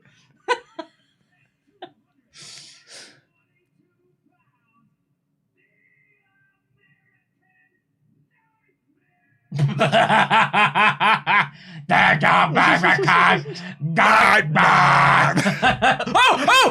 for Brock! Oh my god, it's F5 to Cody! It is an F5 for Brock! Oh my god, it's a heel turn by Brock! Someone called this in the chat! Yes, they did! Someone absolutely called that in the chat! Roman and Solo... Roman insisting that Solo and Roman get out of the ring. They're just leaving. That's your match, it's Cody Brock. Whoa, that is wicked. Someone, shout out to the person who called that in the chat. Absolutely. Brock just standing over. No, he's not now. He's not. Whoa! Lift him right back up that into was another incredible. One. The way he picked Cody up there was like Cody wasn't. I mean, that's great work. Yeah, great selling by Cody. Takes. I mean, a heel turn by Brock. Oh God, something. Yeah, crumbs, mate. Saving it all for that main event. Brock just toying with him. This is proper heel Brock. We haven't seen this Brock in a long time. We've had fun with Brock for the past couple of years. This is not happy dancing. And even Brock. Heyman is looking from afar in the back. Yeah. And there we go. He's booted him right in the chops. He did. With his humongous arms. The state of his laugh. By the way, Roman and if you're not watching, Roman and Solo just walking over Cody's throat. His neck. Yeah, his throat, absolutely. Lifted him up and going for a German. Suplex City. Oh! And he is just... I mean, Cody has been selling being in pain all show. He just lifted him up by the straps for his ribs and just German suplexed him. Yeah. Cody is selling this like you wouldn't believe. Which is great. Doing it again. Yeah. Just literally just throwing him out of the ring. Yeah, like if you're not watching, Roman and Solo are gone. This match is not happening, and they have left. They've already walked to the back. They are no longer in a ring. They were shocked to see it. Yeah. And so it was not like it was part of a plan. No. Roman just tapped Solo and said, "Out now, out." And they left, and the whole way up the ramp, you didn't see them in a close-up, but there was a backup in the background of the shot. Heyman, Solo, and Roman were also looking like, whoa. They weren't expecting this, so this isn't part of a story between them. I mean, maybe. Man. I didn't expect it. Honestly, even with that Ultra Chat, I was like, I did not expect it. Okay, I thought we were going to get suplex into Mike. No, the suplex on, like, to fold him up like an accordion. He's just suplexed him into the timekeeper's area. And Brock is ringing the bell. And a chair now, chair shot to the back. Oh, Brock, if you're ringing the bell, mate, you're going to get yourself Throwing it into the ring. He is not done. No, he's not. I mean, we've got 7 more minutes. We were taking the piss. I tell you what, Cody's had a bad weekend. Really not good for Cody Rhodes. He's not had a good weekend. I think this is a good angle. I'm intrigued. I really am. And like, this feels like this could either in a Backlash or at Saudi. Like to do Brock versus Cody in Saudi Arabia. When is it? Yeah. It's June? Woof. Steel chairs now going in the ring. Oh, there's still steps well. in the ring. Yeah, I think it's in June, King and Queen of the Ring. So I mean that feels like feels like a big time Saudi match. Cody is just flat on the floor like the outline of a crime scene.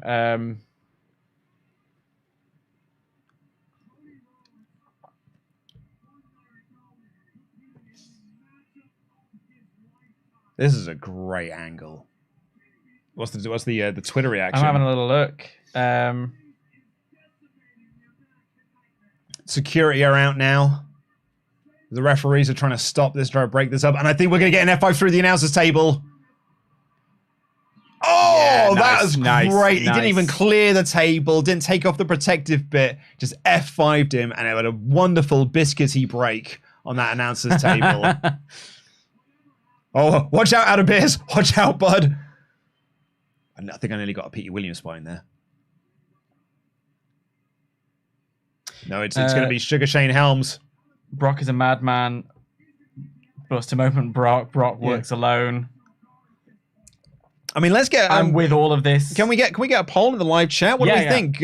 Actually, good? Yes or no? Because like this is honestly like finally something's happened. I'm intrigued, and also we were talking about what's next and what do you do next, and you know it's not for the title. Yeah, it kind of removes Cody out of that story for a little bit, so you can delay that which rematch. Which is what I wanted. Yeah, absolutely. I mean, you don't want to do the match at Backlash, or you know, like straight to the next pay-per-view. There, they tried to get Cody out of the ring. Yeah. Instead, you can delay that Roman match now until SummerSlam.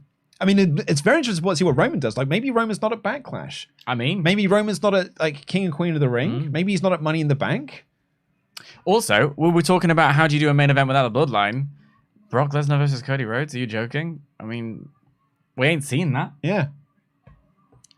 Gonna be an F5 onto the steel. Oh, F5 onto the steel steps. Man, Cody is taking a beating here. Brock has gone back to the Brock Lesnar of sort of 2012. Yeah. Extreme Rules situation here. God, wonder if he's going to like shave off the ponytail and the beard and stuff and go back to his heel look. Oh, Adam Pearce calling out to Cody as well to see if he's all right. I think that's a nice touch. And look at his eyes darting to try and find out if there's a safe time to go in and get him. Petey Williams! Petey Williams is here, everyone! 5 out of 5 show. Petey Williams made it to the broadcast. 5 out of 5 show. Boy.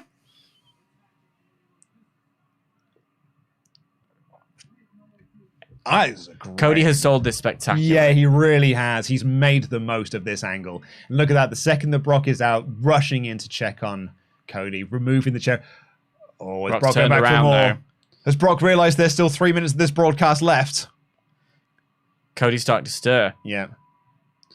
They're all trying to clear the space. Trying to please.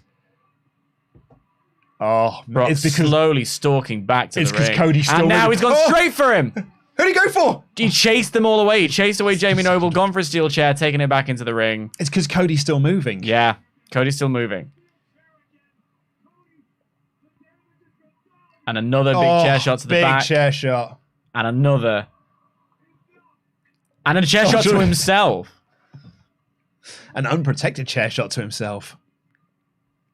Oh, he's squashing him down on his throat there. Great point here. Are we writing Cody off TV? I mean, actually, do you know what? I don't want that because bloody hell, Raw is in desperate need of Cody. Would we be right? Why would we? Is there any rumor or scuttlebutt? Well, no, that's what I'm saying. But like, that's the point they're making. This feels like such a beatdown that you write Cody off TV for a little bit. I don't think so. But I think Raw needs Cody. I do, and I also think it's not within the Cody character. Yeah, I think Raw needs Cody more than a storyline write-off. You've also just established that Cody Rhodes will fight with his arm hanging off. So like. Look at Petey Williams. He's the best. Now Brock's heading to the backstage area. Petey, hit a Canadian Destroyer on him. Show these kids how it's done. Oh, what a shot! Great shot. What Great a find. reaction shot. That's good. But that first one was superb. That's a Kevin Dunn special, that is. Miz girl. I really thought Jamie Lowe will lean down to give him a little kiss. Yeah, that's a proper memeable face, that. Yeah. Brock is back. That is what that makes me feel like. Brock is back. Oh, nice little touch there from Corey. Corey's left the area to come closer to the ring to even try and help, check in. They've been silent this whole time. Got a clock. Oh, we're doing a big stretcher job and everything. He's back. He's back. He's back out. And he's back out and he's taken off his gloves. This does feel like a writing off TV spot. Look at Adam Pearce begging him not to do something. Oh! A big middle finger by Brock. That's a really good close. That's a great close to Raw. We needed that. This show needed that. They really did need something. Wow. Well, we are going to have something big to talk about then on the... Quick, make the thumbnail. I'll have to make it afterwards. But yeah, let's turn off the old PlayStation. We'll... I'll tell you what, everyone who has sent in your Ultra Chats, we'll do all of these mods in general. Can we take all of these Ultra Chats? Or maybe we'll just keep them in the same document, actually. Yeah. Just keep them in the same doc. We'll do all of these Ultra Chats in the Raw review, I think. But first of all, I am going to check this poll. The poll has been ended. Was the turn actually good? No, 55%. And a yes, 45%. So that is interesting. That's quite split. Yeah. Very split. I'm undecided on it. I'm undecided. Oh, really? Yeah, we'll get into it. We'll get into it. So, everyone, our moderators will be sending you now across to our broadcast that we're doing of the Raw After Mania review. We're going live with it right now. So, there's links being thrown into the chat. But I believe this has also got an auto-direct. That when it finishes, it will auto-direct you Isn't technology fancy? to that, because we fancy round here. But we will see you in just a few moments' time, everyone. In a jiffy. I've been Luke Owen, DAD. That has been the Professor Dan Layton. Jam that jam.